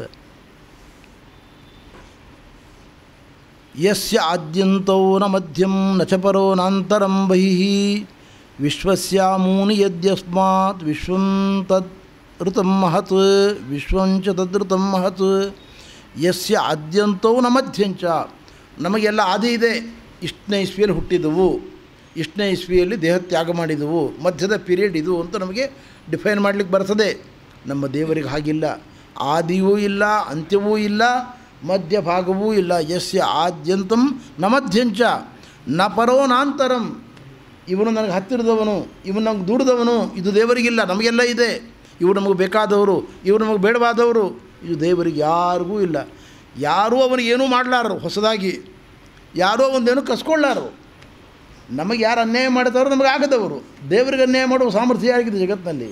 ಅದರಿಂದ ದೇವರಿಗೆ ಯಾರೂ ಇವರು ಬೇಕಾದವರು ಇವರು ಬೇಡದವರು ಅಂತ ದೇವರಿಗೆ ಯಾರೂ ಇಲ್ಲ. ಇನ್ನು ಭಗವಂತ ಎಲ್ಲರ ಒಳಗೂ ಇದ್ದಾನೆ, ಎಲ್ಲರ ಹೊಳಗೂ ಇದ್ದಾನೆ. ವಿಶ್ವಸ ಅಮೂನಿ ಯದ್ಯಸ್ಮಾತ್ ವಿಶ್ವಂಚದ ಧೃತಂ ಮಹತ್. ಇದೆಲ್ಲವೂ ಕೂಡ ಭಗವಂತನ ಸಂಪತ್ತು. ಆ ಭಗವಂತ ಏನು ಒಳಗಿದ್ದಾನೆ ಅವನನ್ನು ಋತ ಅಂತ ಕರೀತಾರೆ. ಜ್ಞಾನರೂಪನಾದ್ದರಿಂದ ಅವನನ್ನು ಋತ ಅಂತ ಕರೀತಾ ಇದ್ದಾರೆ. ಅವನು ಇಡೀ ಬ್ರಹ್ಮಾಂಡವಾಗಿದ್ದಾನೆ, ಬ್ರಹ್ಮಾಂಡದ ಒಳಗೆ ಹೊರಗೆ ವ್ಯಾಪಿಸಿಕೊಂಡಿದ್ದಾನೆ ಪರಮಾತ್ಮ. ಅಂಥ ಪರಮಾತ್ಮನನ್ನು ಜ್ಞಾನಿಗಳು ಕೊಂಡಾಡ್ತಾ ಇದ್ದಾರೆ. ಎಲ್ಲದರಿಂದ ಅವನು ತಿಳಿಯಲ್ಪಡ್ತಕ್ಕಂಥವನಾಗಿದ್ದಾನೆ. ಅನಾದ್ಯನಂತ ಕಾಲಗಳಿಂದ ಜ್ಞಾನಿಗಳ ಜ್ಞಾನಕ್ಕೆ ವಿಷಯನಾಗಿದ್ದಾನೆ. ಆದ್ದರಿಂದ ಋತಂ ಅಂತ ಕರೆಸಿಕೊಳ್ಳಲ್ಪಡ್ತಾ ಇದ್ದಾನೆ. ಪ್ರತಿಯೊಂದು ವಸ್ತುವಿನ ಒಳ ಹೊರಗೆ ವ್ಯಾಪಿಸಿಕೊಂಡಿದ್ದಾನೆ. ಅಂಥ ಪರಮಾತ್ಮನನ್ನು ನಾವು ಧ್ಯಾನ ಮಾಡಬೇಕು ಅಂತ ತಿಳಿಸಿಕೊಡ್ತಾ ಇದ್ದಾರೆ. ಸ ವಿಶ್ವಕಾಯ ಪುರುಹೂತ ಈಶಃ ಸ್ವಯಂ ಪರಂಜ್ಯೋತಿರಜಃ ಪುರಾಣಃ ಧತ್ತೇಸ್ಯ ಜನ್ಮಾದ್ಯಜಯಾತ್ಮಶಕ್ತ್ಯ ತಾಂ ವಿದ್ಯೆಯ ಉದಸ್ಯ ನಿರೀಹ ಆಸ್ತೆ. ಪರಮಾತ್ಮ ಹೀಗಿದ್ದಾನೆ ಎಂದರೆ ತನ್ನ ಅಧೀನಳಾದ ರಮಾದೇವಿಯಿಂದ ಇಡೀ ಬ್ರಹ್ಮಾಂಡವನ್ನು ಸೃಷ್ಟಿ ಮಾಡಿದ್ದಾನೆ. ಪರಮಾತ್ಮ ಪ್ರಕೃತಿಯಿಂದ ಬ್ರಹ್ಮಾಂಡವನ್ನು ಸೃಷ್ಟಿ ಮಾಡಿದ್ದಾನೆ. ಪ್ರಕೃತಿಯಿಂದ ಮಹತ್ತತ್ವ, ಅಹಂಕಾರ ತತ್ವ, ಪಂಚತನ್ಮಾತ್ರಗಳು, ಪಂಚಭೂತಗಳು, ಪಂಚಮಹಾಭೂತಗಳು, ಅವುಗಳಿಂದ ಬ್ರಹ್ಮಾಂಡ. ಹೀಗೆ ಎಲ್ಲವನ್ನೂ ಕೂಡ ಪ್ರಕೃತಿಯ ಮೂಲಕ ಸೃಷ್ಟಿ ಮಾಡಿದ್ದಾನೆ. ಅದರ ಅಭಿಮಾನಿನಿಯಾದವಳು ಅವನ ಮಡದಿಯಾದ ಲಕ್ಷ್ಮೀದೇವಿ, ರಮಾದೇವಿ. ಆತ್ಮಶಕ್ತಿಯ ಅದನ್ನು ಹೇಳಿದ್ವಿ ಇಲ್ಲಿ. ಪರಮಾತ್ಮ ಜನ್ಮಾದಿ ಅಜಯ ಆತ್ಮಶಕ್ತಿಯ ಭಗವಂತನಂತೆ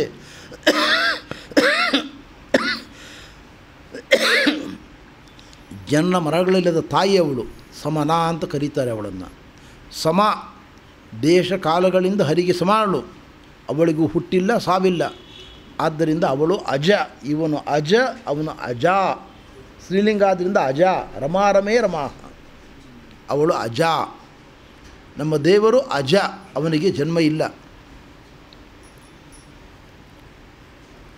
ಭಗವಂತ ಇದೆಲ್ಲ ಜಗತ್ತನ್ನು ಸೃಷ್ಟಿ ಮಾಡ್ತಾ ಇದ್ದಾನೆ. ಸವಿಶ್ವಕಾಯ, ಸೃಷ್ಟಿ ಮಾಡಿದ ಎಲ್ಲ ಬ್ರಹ್ಮಾಂಡವೇ ಅವನ ಮನೆ. ವಿಧಿಂ ಬ್ರಹ್ಮಾಂಡ ವಿಗ್ರಹಂ, ಮೊದಲ ಮಣಿಮಂಜರಲ್ಲಿ ನಾವು ಓದ್ತೇವೆ. ಇದು ಬ್ರಹ್ಮದೇವರ ಶರೀರ. ಇದೆಲ್ಲ ಬ್ರಹ್ಮದೇವರಿಂದ ಕೂಡಿದ ಅಖಿಲಾಂಡ ಕೋಟಿ ಬ್ರಹ್ಮಾಂಡ ಒಳ ಹೊರಗಿನದ್ದು ಎಲ್ಲವೂ ಭಗವಂತನ ಶರೀರ. ಇದು ಈಶಾವಾಸ್ಯಮಿದಂ ಸರ್ವಂ. ಪುರುಹೂತಃ, ಅನಂತ ಶಬ್ದಗಳಿಂದ ವಾಚ್ಯ. ಅವನು ಒಂದೆರಡು ಶಬ್ದಗಳಲ್ಲ ಅವನದ್ದು, ಅನಂತ ಶಬ್ದಗಳು ಅವನನ್ನು ಹೇಳ್ತಾ ಇದ್ದಾವೆ. ವಿಶ್ವಂ ವಿಷ್ಣು ಇತ್ಯಾದಿ ನಾವು ಲೋಕದಲ್ಲಿ ಬಳಸುವ, ಶಾಸ್ತ್ರಗಳಲ್ಲಿ ಬಳಸುವ ಎಲ್ಲ ನಾಮಗಳಿಂದಲೂ ಅವನು ಪ್ರತಿಪಾದ್ಯನಾಗಿದ್ದಾನೆ. ಆದ್ದರಿಂದ ಪುರುಹೂತ, ಜ್ಞಾನಿಗಳಿಂದ ಕೊಂಡಾಡಲ್ಪಡುವನಾದ್ದರಿಂದ ಪುರುಹೂತ, ಎರಡೂ ಅರ್ಥ ಅದಕ್ಕೆ. ಅಂಥ ಪರಮಾತ್ಮ ಪ್ರಳಯ ಕಾಲ ಬದಗಿದಾಗ ಲಕ್ಷ್ಮೀದೇವಿಯಿಂದ ಜಗತ್ಸೃಷ್ಟಿ ವ್ಯಾಪಾರವನ್ನು ನಿಲ್ಲಿಸಿ ನಿಶ್ಚಿಂತನಾಗಿ ಮಲಗಿಕೊಳ್ತಾನೆ, ವಿಶ್ರಾಂತಿಯನ್ನು ಪಡೆದುಕೊಳ್ತಾನೆ. ಪರಮಾತ್ಮ ಮಲಗಿಬಿಡ್ತಾನೆ. ಭಗವಂತ ನಮ್ಮ ನಿದ್ರೆಯನ್ನು ರೋಗದ ನಿದ್ರೆ ಅಂತ ಕರೀತಾರೆ, ದೇವರ ನಿದ್ರೆಯನ್ನು ಯೋಗ ನಿದ್ರೆ ಅಂತ ಕರೀತಾರೆ. ಭಗವಂತ ಭಕ್ತರನ್ನು ಹೇಗೆ ಉದ್ಧಾರ ಮಾಡಬೇಕು ಅಂತ ಚಿಂತನೆ ಮಾಡಲಿಕ್ಕೋಸ್ಕರವಾಗಿ ವಿಶ್ರಾಂತಿಯನ್ನು ಸ್ವೀಕಾರ ಮಾಡತಕ್ಕಂಥದ್ದು. ಪರಂಜ್ಯೋತಿ ಅಜಪುರಾಣ. ಪರಂಜ್ಯೋತಿ, ಪರಂಜ್ಯೋತಿ ಪೂರ್ಣವಾದ ಪರಿಪೂರ್ಣವಾದ ಜ್ಞಾನರೂಪನಾಗಿರತಕ್ಕಂಥ ವ್ಯಕ್ತಿಯವನು. ಪರಂಜ್ಯೋತಿ ರೂಪ ಸಂಪದ್ಯ ಸ್ವೇನ ರೂಪೇಣ ಅಭಿನಿಷ್ಪದ್ಯತೆ ಅಂತ ಉಪನಿಷತ್ತು ಭಗವಂತನನ್ನು ಪರಂಜ್ಯೋತಿ ಅಂತ ಕರೆದಿದೆ. ಪರಿಪೂರ್ಣವಾದ ಜ್ಞಾನವುಳ್ಳವನು. ತನ್ನ ಒಳಗಿರುವುದೂ ಅವನಿಗೆಲ್ಲವೂ ಗೊತ್ತು, ಹೊರಗಿರುವ ಪದಾರ್ಥಗಳದ್ದು ಪೂರ್ಣವಾದ ಜ್ಞಾನ ಅವನಿಗಿದೆ. ನಮಗೆ ಒಳಗಿರುವುದೂ ಗೊತ್ತಿಲ್ಲ, ಹೊರಗಿರುವುದೂ ಗೊತ್ತಿಲ್ಲ. ನಾವು ಶುದ್ಧ ಅಜ್ಞಾನಿಗಳು. ಭಗವಂತ ಪರಂಜ್ಯೋತಿ ಸ್ವರೂಪನಾಗಿರ್ತಕ್ಕಂಥವನು. ಅಂಥ ಪರಮಾತ್ಮ ನಿರೀಹ ಆಸ್ತೆ ಪ್ರಳಯಕಾಲ ಒದಗಿದಾಗ ಲಕ್ಷ್ಮೀದೇವಿಯನ್ನು ಆಲಿಂಗಿಸಿಕೊಂಡು ಯಾವ ಜಗತ್ಸೃಷ್ಟಿಯಾದಿ ವ್ಯಾಪಾರವನ್ನು ಮಾಡದೆಯೇ ಜೀವರಾಶಿಗಳಿಗೆ ಹೊಟ್ಟೆಯಲ್ಲಿ ಇಟ್ಟುಕೊಂಡು ಅವರಿಗೆಲ್ಲ ಸುಖವನ್ನು ಕೊಡ್ತಾ ಭಗವಂತ ನಿತ್ಯ ಸುಖನಾದ ಪರಮಾತ್ಮ ಪವಡಿಸಿದ್ದಾನೆ. ಪ್ರಳಯಕಾಲದಲ್ಲಿ ಅವನಿಗೆ ಹುಟ್ಟಿಲ್ಲ, ಸಾವಿಲ್ಲ, ಮಧ್ಯಭಾಗ ಇಲ್ಲ, ನಮ್ಮಂತೆ ಶತ್ರುಗಳು ಮಿತ್ರರು ಎಂಬ ವಿಭಾಗವಿಲ್ಲ. ಅಂತಹ ಪರಮಾತ್ಮ ಲಕ್ಷ್ಮೀದೇವಿಯಿಂದ ಜಗತ್ಸೃಷ್ಟಿಯಾದಿ ವ್ಯಾಪಾರವನ್ನು ಮಾಡಿ ಪ್ರಳಯಕಾಲ ಒದಗಿದಾಗ ಎಲ್ಲವನ್ನೂ ತನ್ನ ಹೊಟ್ಟೆಯಲ್ಲಿ ಇಟ್ಟುಕೊಂಡು ನಿಶ್ಚಿಂತನಾಗಿ ನಿರಾತಂಕವಾಗಿ ಭಗವಂತ ಶಯನವನ್ನು ಮಾಡ್ತಾ ಇದ್ದಾನೆ ಪ್ರಳಯಕಾಲದಲ್ಲಿ. ಇದನ್ನೇ ಅಥರ್ವಣ ಉಪನಿಷತ್ತು ಹೇಳಿದ್ದು. ಯಥೋರ್ಣನಾಭಿಸೃಜತೆ ಗೃಹತೆ ಚ ಯಥಾ ಪೃಥಿವ್ಯಾಂ ಔಷಧಯ ಸಂಭವಂತಿ. ಜೇಡರ ಹುಳು ಇರ್ತದೆ, ಜೇಡರ ಹುಳು ಒಂದು ಬಲೆ ಹಾಕ್ತದೆ. ಆ ಬಲೆ ಮಾಡಿ ಅದರೊಳಗೆಲ್ಲ ಕ್ರಿಮಿಕೀಟಗಳು ಹಾಕ್ಕೊಳ್ತವೆ. ಆ ಬಲೆಯನ್ನೆಲ್ಲವನ್ನು ಪುನಃ ಡೆಸ್ಟ್ರಾಯ್ ಮಾಡಿ ಎಲ್ಲವನ್ನು ಹೊಟ್ಟೆಯಲ್ಲಿ ಹಾಕ್ಕೊಳ್ತದೆ. ದೇವರು ತನ್ನ ಹೊಟ್ಟೆ ಒಳಗಿರುವುದನ್ನೆಲ್ಲ ತೆಗೆದಿಡ್ತಾನೆ.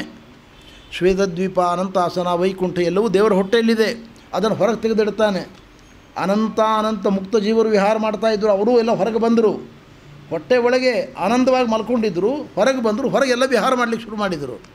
14 ಲೋಕಗಳನ್ನು ನಿರ್ಮಾಣ ಮಾಡಿದ. ಬ್ರಹ್ಮಾದಿ ದೇವತೆಗಳನ್ನು ಒಳಗೆ ಸೃಷ್ಟಿ ಮಾಡಿದ. ಅವರಿಗೆಲ್ಲ ಜವಾಬ್ದಾರಿ ಕೊಟ್ಟ. ಇದೆಲ್ಲ ದೇವರ ಲೀಲೆ, ಅನಾಯಾಸವಾದ ಕಾರ್ಯ ಇದು. ಅದನ್ನು ಇಲ್ಲಿ ಹೇಳ್ತಾ ಇದ್ದಾರೆ. ಭಗವಂತ ಅತ್ಯಂತ ನಿರಾಯಾಸವಾಗಿ ಈ ಎಲ್ಲ ವ್ಯಾಪಾರವನ್ನು ಮಾಡ್ತಾ ಇದ್ದಾನೆ. ಹೊಟ್ಟೆ ಒಳಗಿರುವುದನ್ನು ತೆಗೆದಿಡುವುದೇ ಸೃಷ್ಟಿ, ಪುನಃ ಅದನ್ನು ಒಳಗೆ ತೆಗೆದುಕೊಳ್ಳುವುದೇ ಲಯ. ಇದನ್ನು ಜೇಡರ ಹುಳುವಿನ ಮೂಲಕ ದೇವರು ತೋರಿಸ್ಕೊಟ್ಟಿದ್ದಾನೆ ನಮಗೆ ಅಂತ ಉಪನಿಷತ್ತು ಹೇಳ್ತದೆ. ಅಥಾಗ್ರ ಋಷಯ ಕರ್ಮಾಣಿ ಹಂತೆ ಕರ್ಮ ಹಂತವೇ ಇಹ ಮಾನೋ ಹಿ ಪುರುಷಃ ಪ್ರಾಯೋನಿಹಾಂ ಪ್ರಬದ್ಯತೆ. ಜ್ಞಾನಿಗಳು ಎಲ್ಲ ಕರ್ಮಗಳನ್ನು ಮಾಡ್ತಾ ಇದ್ದಾರೆ. ಪರಮಾತ್ಮನೂ ಕರ್ಮಗಳನ್ನು ಮಾಡ್ತಾ ಇದ್ದಾನೆ. ಅವನು ಸ್ನಾನ ಮಾಡ್ತಾನೆ, ಸಂಧ್ಯಾವಂದನೆ ಮಾಡ್ತಾನೆ, ದೇವತಾರ್ಚನೆ ಮಾಡ್ತಾನೆ, ಎಲ್ಲ ಮಾಡ್ತಾನೆ ದೇವರು. ಯಾಕೆ ಮಾಡ್ತಾನೆ ಅವನು? ನಮ್ಮಂತೆ ಕರ್ಮಬಂಧನ ಇಲ್ಲ ಅವನಿಗೆ. ಕರ್ಮಬಂಧನ ಇದ್ದು ನಾವು ಪಾಪಗಳನ್ನು ಕಳ್ಕೊಳ್ಳಿಕ್ಕೆ ಕರ್ಮಗಳನ್ನು ಮಾಡ್ತೇವೆ. ದೇವರು ಹಾಗಲ್ಲ. ಅವನು ಯಾಕೆ ಮಾಡ್ತಾನೆ ಅಂದರೆ ನಮಗೆ ಹೀಗೆ ಮಾಡಬೇಕು ಅಂತ ತಿಳಿಸ್ಲಿಕ್ಕೋಸ್ಕರ ಮಾಡ್ತಾನೆ. ಇಷ್ಟೇ ಅವನ ಉದ್ದೇಶ. 10ನೇ ಸ್ಕಂದ ಭಾಗವತದಲ್ಲಿ ಕೃಷ್ಣನ ದಿನಚರಿಯನ್ನು ವರ್ಣನೆ ಮಾಡಿದ್ದಾರೆ ಶುಕಮುನಿಗಳು. ದೇವರು ಬೆಳಗು ಜಾವದಲ್ಲಿ ಬ್ರಾಹ್ಮಿ ಮುಹೂರ್ತ ಉತ್ಥಾಯ, ಬ್ರಾಹ್ಮಿ ಮುಹೂರ್ತದಲ್ಲಿ ದೇವರು ಹೇಳ್ತಾ ಇದ್ದ ಅಂತ. ಕೃಷ್ಣ ಬ್ರಾಹ್ಮಿ ಮುಹೂರ್ತ ಅಂದರೆ 6:30 ಸೂರ್ಯೋದಯ ಇದ್ದರೆ 2 ಗಂಟೆ ಮುಂಚೆ 4:30 ಹೇಳ್ತಾ ಇದ್ದ ದೇವರು. ಹಾಗಾದ್ರೆ 4:30 ತನಕ ಆರಾಮಾಗಿ ಮಲ್ಕೊಂಡಿದ್ನೋ ದೇವರು ಅಂತ ತಿಳ್ಕೊಬೇಡಿ. ಅವನಿಗೆ ನಿದ್ರೆ ಇಲ್ಲವೇ ಇಲ್ಲ. ಅವನಿಗೆ ಅನಿದ್ರಂ ಅಸ್ವಪ್ನಂ ಉಪನಿಷತ್ತು ಹೇಳ್ತದೆ, ಮಾಂಡುಕ್ಯ. ಅವನಿಗೆ ನಿದ್ರೆಯೂ ಇಲ್ಲ, ಸ್ವಪ್ನವೂ ಇಲ್ಲ. ಮನಸ್ಸಿನ ವ್ಯಾಪಾರ ನಡೆಯುವುದು ಸ್ವಪ್ನದಲ್ಲಿ. ಅವನಿಗೆ ಮನಸ್ಸೇ ಇಲ್ಲ ದೇವರಿಗೆ. ಮನಸ್ಸು ಎಂಬುದು ಲಿಂಗ ಶರೀರದ ಒಂದು ಪಾರ್ಟ್ ಆ್ಯಂಡ್ ಪಾರ್ಸೆಲ್ ಆಗಿರತಕ್ಕಂಥ ವಸ್ತು. ಅವನಿಗೆ ಲಿಂಗ ಶರೀರ ಇಲ್ಲ. ಅವನ ಸ್ಮರಣೆ ಮಾಡಿ ನಾವೇ ಕಳ್ಕೊಳ್ತೀವಿ ಅದನ್ನು. ಆವಾಗ ಸಾಕ್ಷಿ ಮಾತ್ರ ಉಳಿಯುವಂತಹದ್ದು. ಆತ್ಮನೇ ಸ್ವರೂಪಭೂತವಾಗಿರತಕ್ಕಂಥ ಇಂದ್ರಿಯ ಸಾಕ್ಷಿ. ಅದರಿಂದ ಎಲ್ಲವನ್ನೂ ತಿಳಿತಾನೆ, ಎಲ್ಲವನ್ನೂ ನೋಡ್ತಾನೆ. ಆತ್ಮನೇ ಸ್ವಯಂ ಜ್ಞಾನರೂಪ. ಅವನಿಗೆ ಮನಸ್ಸಿನ ಅಗತ್ಯ ಮೋಕ್ಷದಲ್ಲಿ ಇಲ್ಲ. ಆದ್ದರಿಂದ ದೇವರಿಗೆ ಲಿಂಗ ಶರೀರವಾಗಲಿ ಮನಸ್ಸಾಗಲಿ ಯಾವ ಕಾಲಕ್ಕೂ ಇಲ್ಲ ಅವನಿಗೆ, ಭಗವಂತನಿಗೆ. ಈ ದೃಷ್ಟಿಯಿಂದ ಭಗವಂತ ಅವನಿಗೆ ಕರ್ಮಬಂಧನ ಇಲ್ಲ. ಅವನಿಗೆ ಬೆಳಗು ಜಾವದಲ್ಲಿ 4:30 ಗಂಟೆಗೆ ಹೇಳ್ತಾನೆ. ಅವನು ನಿದ್ರೆ ಇಲ್ಲದವನು, ಸ್ವಪ್ನ ಇಲ್ಲದವನು ಬೆಳಗು ಜಾವದಲ್ಲಿ ಹೇಳ್ತಾನೆ. ತಕ್ಷಣದಲ್ಲಿ ಮುಖ ತೊಳೆದುಕೊಳ್ತಾನೆ ದೇವರು. ಅಥಾಪ್ಲುತೋಂಭಸ್ಯ ಮಲೇ ವಿಗಾಹ್ಯ ಕ್ರಿಯಾಕಲಾಪಂ ಪರಿಧಾಯ ವಾಸಸಿ. ತನ್ನ 16,008 ಜನ ಮಡದಿಯರ ಪ್ರತಿಯೊಂದು ಮನೆಯಲ್ಲೂ ಕೂಡ ಒಂದು ಜಲಾಶಯವನ್ನು ಮಾಡಿಕೊಂಡಿದ್ದಾನೆ ದೇವರು. ಇಳಿದು ಸ್ನಾನ ಮಾಡುವ ಬಾಮಿ ಮಾಡಿದ್ದಾನೆ ದೇವರು. ಸರೋವರ ಇಟ್ಕೊಂಡಿದ್ದಾನೆ, ಪುಟ್ಟ ಸರೋವರ. ಅಲ್ಲಿ ಬೆಳಗ್ಗೆ ಜಾವದಲ್ಲಿ 4:30 ಗಂಟೆಗೆ ಬಂದು ಸ್ನಾನ ಮಾಡಿ ಅಲ್ಲಿ ಎಲ್ಲ ಸಂಕಲ್ಪಪೂರ್ವಕವಾಗಿ ಸ್ನಾನ ಮಾಡ್ತಾ ಇದ್ದಾನೆ ದೇವರು ಅಂತ ಶುಕಮುನಿಗಳು ವರ್ಣನೆ ಮಾಡಿದ್ದಾರೆ. ನೋಡಿ, 4 ಗಂಟೆಗೆ ಎದ್ದ ದೇವರು, 4:15 ಎದ್ದ. ಮುಖ ಮಾರ್ಜನ ಆಯಿತು, ದೇವರ ಸ್ತೋತ್ರ ಮಾಡಿದ. ಎದ್ದ ಕೂಡಲೇ ದೇವರ ಸ್ತೋತ್ರ ಮಾಡಿದ ಅಂತಲೂ ಕೂಡ ಹೇಳ್ತಾರೆ. ನೋಡಿ, ಬ್ರಾಹ್ಮೇ ಮುಹೂರ್ತ ಉತ್ಥಾಯ ವಾರ್ಯುಪಸ್ಪೃಶ್ಯ ಮಾಧವ ದಧ್ಯೌ ಪ್ರಸನ್ನಕರ್ಣ. ಶಾಂತವಾದ ಮನಸ್ಸಿನಿಂದ ದೇವರ ಕೋಣೆ ಒಳಗೆ ಬಂದು ಕೂತು ಕೃಷ್ಣ ಸ್ವಾತ್ಮಾನಂ ತಮಸಪ್ಪರಂ, ತನ್ನನ್ನೇ ತಾನು ಧ್ಯಾನ ಮಾಡಿದ. ಅವನು ಧ್ಯಾನ ಯಾಕೆ ಮಾಡಿದ? ಮಕ್ಕಳು ಮೊಮ್ಮಕ್ಕಳಿಗೆಲ್ಲರಿಗೂ ಕೂಡ ನಮ್ಮಪ್ಪ ಬೆಳಗ್ಗೆ ಎದ್ದು 4:30 ಧ್ಯಾನ ಮಾಡ್ತಾಯಿದ್ದು, ನಾವು ಮಾಡಬೇಕು ಅಂತ ಗೊತ್ತಾಗಬೇಕು ಅವರಿಗೆ. ನಾವು ಮಾಡದೆ ಹೋದರೆ ಮಕ್ಕಳು ಯಾಕೆ ಮಾಡ್ತಾರೆ ಅದನ್ನು? ನಾವು ಗಾಯತ್ರಿ ಜಪ ಮಾಡದೆ, ಸಂಧ್ಯಾ ವಂದನೆ ಮಾಡದೆ, ದೇವರ ಪೂಜೆ ಮಾಡದೆ ಸ್ವಚ್ಛಂದವಾಗಿದ್ದರೆ ಮಕ್ಕಳು ನಮ್ಮ ಹತ್ತರಷ್ಟು ಸ್ವಚ್ಛಂದವಾಗಿ ಎಲ್ಲ ಅವ್ಯಾಪಾರಗಳನ್ನು ಮಾಡ್ಕೊಂಡು ಬದುಕ್ತಾರೆ ಅವರು. ನಾವು 100 ಮಾಡಿದರೆ ಅವರು 10 ಮಾಡ್ತಾರೆ. ನಾವು 100 ಮಾಡಿದರೆ 10 ಮಾಡ್ತಾರೆ. ನಾವು ವರ್ಷಕ್ಕೆ ಒಂದು 10 ಅನ್ನದಾನ ಮಾಡಿದರೆ ಮಕ್ಕಳು 1-2 ಆದರೂ ಮಾಡ್ಬೋದು. ಕನಿಷ್ಠ ಅಪ್ಪನ ಸತ್ತ ದಿವಸ ಆದರೂ, ಅಮ್ಮನ ಸತ್ತ ದಿವಸ ಆದರೂ ಅನ್ನದಾನ ಮಾಡ್ಬೋದು ಅವರು. ನಾವೇ 1-2 ಮಾಡಿದರೆ ಅವ್ರು ಏನೂ ಮಾಡೋದಿಲ್ಲ ಅವರು. ಅದರಿಂದ ಜಗತ್ತಿಗೆ ಭಗವಂತ ತೋರಿಸ್ಲಿಕ್ಕೋಸ್ಕರವಾಗಿ ಎಲ್ಲವನ್ನು ಮಾಡಿದ್ದಾನೆ. ಅವನೇನು ಮಾಡ್ತಾಯಿದ್ದ ಪರಮಾತ್ಮ, 4:15 ಗಂಟೆಗೆ ಎದ್ದು ಸ್ನಾನ ಮಾಡಿ ಅನಂತರದಲ್ಲಿ ದೇವರ ಕೋಣೆಗೆ ಬರ್ತಾಯಿದ್ದ. ದೇವರ ಕೋಣೆಗೆ ಬಂದು ಗೋಪಿಚಂದ್ರವನ್ನು ಧಾರಣ ಮಾಡಿಕೊಂಡು ಸಂಧ್ಯಾ ವಂದನೆ ಶುರು ಮಾಡ್ತಾಯಿದ್ದ. ಕ್ರಿಯಾಕಲಾಪಂ ಪರಿಧಾಯ ವಾಸಸಿ, ಸಂಧ್ಯಾ ವಂದನೆ ಶುರು ಮಾಡ್ತಾಯಿದ್ದೆ. ಶುರು ಮಾಡಿ ಅಲ್ಲಿಗೆ ನೋಡಿ ಲೆಕ್ಕಾಚಾರ ಹಾಕ್ಕೊಳ್ಳಿ. ನಮ್ಮ ದೃಷ್ಟಿಯಿಂದ 4:15 ಎದ್ದ, 5 ತನಕ ಪ್ರಾತಃ ಸ್ತೋತ್ರ ಎಲ್ಲ ಆಯಿತು, ಶೌಚಾಚಾರ ಮುಗೀತು. 5:15ಕ್ಕೆ ಸ್ನಾನ ಮಾಡಿದ. 6ಕ್ಕೆ ದೇವರ ಕೋಣೆಗೆ ಬಂದ, ಗೋಪಿ ಹಚ್ಕೊಂಡ, ಸಂಧ್ಯಾ ವಂದನೆ ಶುರು ಮಾಡಿದ. 6:15 ಹೊತ್ತಿಗೆ ಎಲ್ಲಿವರೆಗೆ ಬಂದು ಸಂಧ್ಯಾ ವಂದನೆ ಅರ್ಘ್ಯ ಪ್ರದಾನದವರೆಗೆ ಬಂತು. ನಿಲ್ಲಿಸಿದ, ಅಲ್ಲಿಗೆ ಅರ್ಘ್ಯ ಪ್ರದಾನಕ್ಕೆ ನಿಲ್ಲಿಸಿದ. ಯಾಕೆ ಅಂದರೆ ಕೃಷ್ಣ ಯಜುಶಾಖೇವನು, ಯಜುರ್ವೇದಿ. ಯಜುರ್ವೇದಿಗಳ ಕ್ರಮ ಹೇಗೆ ಅಂದರೆ, ಅವರು ಸೂರ್ಯೋದಯಕ್ಕಿಂತ ಮುಂಚೆಯೇ ಉಪಾಸನಾ ಹೋಮವನ್ನು ಮಾಡಬೇಕು. ಉಪಾಸನಾ ಹೋಮ ಅಂದರೆ ಏನು ಅಂತ ಯಾರಿಗೂ ಗೊತ್ತಿಲ್ಲ, ಈಗ ಬರ್ತು ಹೋಗಿದೆ ಜಗತ್ತಿಗೆ. ಮದುವೆಯಾದ ದಿವಸದಿಂದ ಆರಂಭ ಆಗತಕ್ಕಂಥ ಒಂದು ಹೋಮ ಇದೆ, ಉಪಾಸನಾ ಹೋಮ ಅಂತ ಕರೀತಾರೆ ಅದನ್ನು. ಅಗ್ನಿಯಲ್ಲಿ ಮಾಡತಕ್ಕಂಥ ವೈಶ್ವದೇವ ಉಪಾಸನಾ ಹೋಮ ಅಲ್ಲ, ಅದು ಅನ್ನಶುದ್ಧಿಗೋಸ್ಕರ ಮಾಡುವುದು. ಅಗ್ನಿ ಕಾರ್ಯ ಬ್ರಹ್ಮಚಾರಿಗಳು ಮಾಡತಕ್ಕಂಥದ್ದು, ವೈಶ್ವದೇವ ನಾವು ನೀವು ಮಾಡತಕ್ಕಂಥದ್ದು. ಉಪಾಸನಾ ಹೋಮ ಅಂದರೆ ಗೃಹಸ್ಥರಾಗಿದ್ದುಕೊಂಡು ಸತ್ಸಂತಾನವನ್ನು ಪಡೆಯುವುದಕ್ಕೋಸ್ಕರ ಮಾಡುವ ಹೋಮವನ್ನು ಉಪಾಸನಾ ಹೋಮ ಅಂತ ಮಾಡ್ತಾರೆ. ಅನುದಿತೆ ಜುಹೋತಿ ಅಂತ ವೇದ ಹೇಳ್ತದೆ, ಉದಯಕ್ಕಿಂತ ಮುಂಚೆ ಹೋಮ ಮಾಡಬೇಕು ಅಂತ. ಅದು ಯಾರಿಗೆ ಅಂದರೆ ಯಜುರ್ವೇದಿಗಳಿಗೆ. ಕೃಷ್ಣ ಯಜುರ್ವೇದಿ ಆದ್ದರಿಂದ ಬೆಳಗು ಜಾವದಲ್ಲಿ ಅಗ್ನಿಯಲ್ಲಿ ಆಹುತಿ ಕೊಟ್ಟ. ಅದೇನು ಬಹಳ ದೀರ್ಘ ಪ್ರಕ್ರಿಯೆ ಅಲ್ಲ, ವೈಶ್ವದೇವದಷ್ಟು ದೀರ್ಘಕಾಲ ತಗೊಳ್ಳೋದಿಲ್ಲ. 5 ನಿಮಿಷದಲ್ಲಿ ಮುಗಿದು ಹೋಗ್ತದೆ ಉಪಾಸನಾ ಹೋಮ. 6-8 ನಿಮಿಷದಲ್ಲಿ ಮುಗೀತದೆ. ಅಗ್ನೇಯ ಸ್ವಾಹ, ಅಗ್ನೇಯ ಸೃಷ್ಟಿಕತೆಯ ಸ್ವಾಹ, ಪ್ರಜಾಪತಿಯ ಸ್ವಾಹ, ಸೂರ್ಯ ಸ್ವಾಹ, 4 ಆಹುತಿಗಳು ಇರ್ತದೆ ಅದರಲ್ಲಿ. ಆದ್ದರಿಂದ ಅದನ್ನು ಮುಗಿಸಿ ಪುನಃ ಇನ್ನೂ ಸೂರ್ಯೋದಯ ಆಗಿಲ್ಲ, ಅದಕ್ಕೆ ಕೃಷ್ಣ ನಿಂತುಕೊಂಡು ಗಾಯತ್ರಿ ಮಂತ್ರ ಜಪ ಮಾಡ್ತಾ ಇದ್ದ ಅಂತ ಶುಕಾಚಾರ್ಯರು ಹೇಳಿದ್ದಾರೆ. ಚಕಾರ ಸಂಧ್ಯೋಪಗಮಾದಿ ಸತ್ತಮಃ ಹುತಾಂದಲೋ ಬ್ರಹ್ಮಜಜಾಪವಾಕ್ಯತಃ. ಎದ್ದು ನಿಂತ್ಕೊಂಡು ಕೃಷ್ಣ ಗಾಯತ್ರಿ ಮಂತ್ರ ಜಪ ಮಾಡ್ತಾ ಇದ್ದ ಅಂತ ಅವರ ಅನುಷ್ಠಾನವನ್ನು ಹೇಳಿದ್ದಾರೆ. ಹಾಗಿದ್ದರೆ ಜ್ಞಾನಿಗಳು ಕರ್ಮ ಮಾಡಿದ್ದಾರೆ, ಭಗವಂತ ಕರ್ಮ ಮಾಡಿದ್ದಾನೆ. ಯಾಕೆಂದರೆ ಕರ್ಮ ಭಗವಂತನಿಗೆ ಅಗತ್ಯ ಇಲ್ಲ, ಅವನು ಕರ್ಮಬದ್ಧ ಅಲ್ಲ, ವಿಧಿಬದ್ಧ ಅಲ್ಲ ಅವನು. ಜ್ಞಾನಿಗಳು ಯಾಕೆ ಮಾಡ್ತಾರೆ? ಪಾಪವನ್ನು ಕಳೆದುಕೊಳ್ಳಲಿಕ್ಕೋಸ್ಕರ ಮಾಡ್ತಾರೆ. ನಾವು ಅನೇಕ ಪಾಪ ಮಾಡಿರ್ತೇವೆ, ಅದಕ್ಕೋಸ್ಕರ ಪಾಪವನ್ನು ಕಳ್ಕೊಳ್ಳಿಕ್ಕೋಸ್ಕರ ಶ್ರೀರಂಗಪಟ್ಟಣಕ್ಕೆ ಹೋಗ್ತೇವೆ, ಕಾವೇರಿ ಸ್ನಾನ ಮಾಡ್ತೇವೆ, ಅಲ್ಲಿ ನಿಂತ್ಕೊಂಡು 1 ಅರ್ಧ ಗಂಟೆ ಗಾಯತ್ರಿ ಜಪ ಮಾಡ್ತೇವೆ. ಅದನ್ನೆಲ್ಲ ಯಾಕೆ ಮಾಡೋ ಸಂಕಲ್ಪ ಹಾಗೆ ಮಾಡ್ತೇವೆ. ಇಹ ಜನ್ಮನಿ ಜನ್ಮಾಂತರೇವ ಪ್ರಮಾದತೋ ವಾ ಅಪ್ರಮಾದತೋ ವಾ ಕೃತ ಸಮಸ್ತ ಭಾವ ಪ್ರಾಯಶ್ಚಿತ್ತಾರ್ಥಂ ಶತಗಾಯತ್ರಿ ಮಂತ್ರ ಜಪಂ ಕರಿಷ್ಯೆ. 100 ಗಾಯತ್ರಿ ಮಂತ್ರ ಜಪ ಮಾಡ್ತೇನೆ ಅಂತ ಒಳಗೆ ನಿಂತ್ಕೊಂಡು ಜಪ ಮಾಡ್ತೇವೆ. ಇದೆಲ್ಲ ಏನು, ನಾವು ಮಾಡಿದ ಪಾಪವನ್ನು ಕಳ್ಕೊಳ್ಳಿಕ್ಕೋಸ್ಕರ ಜಪ.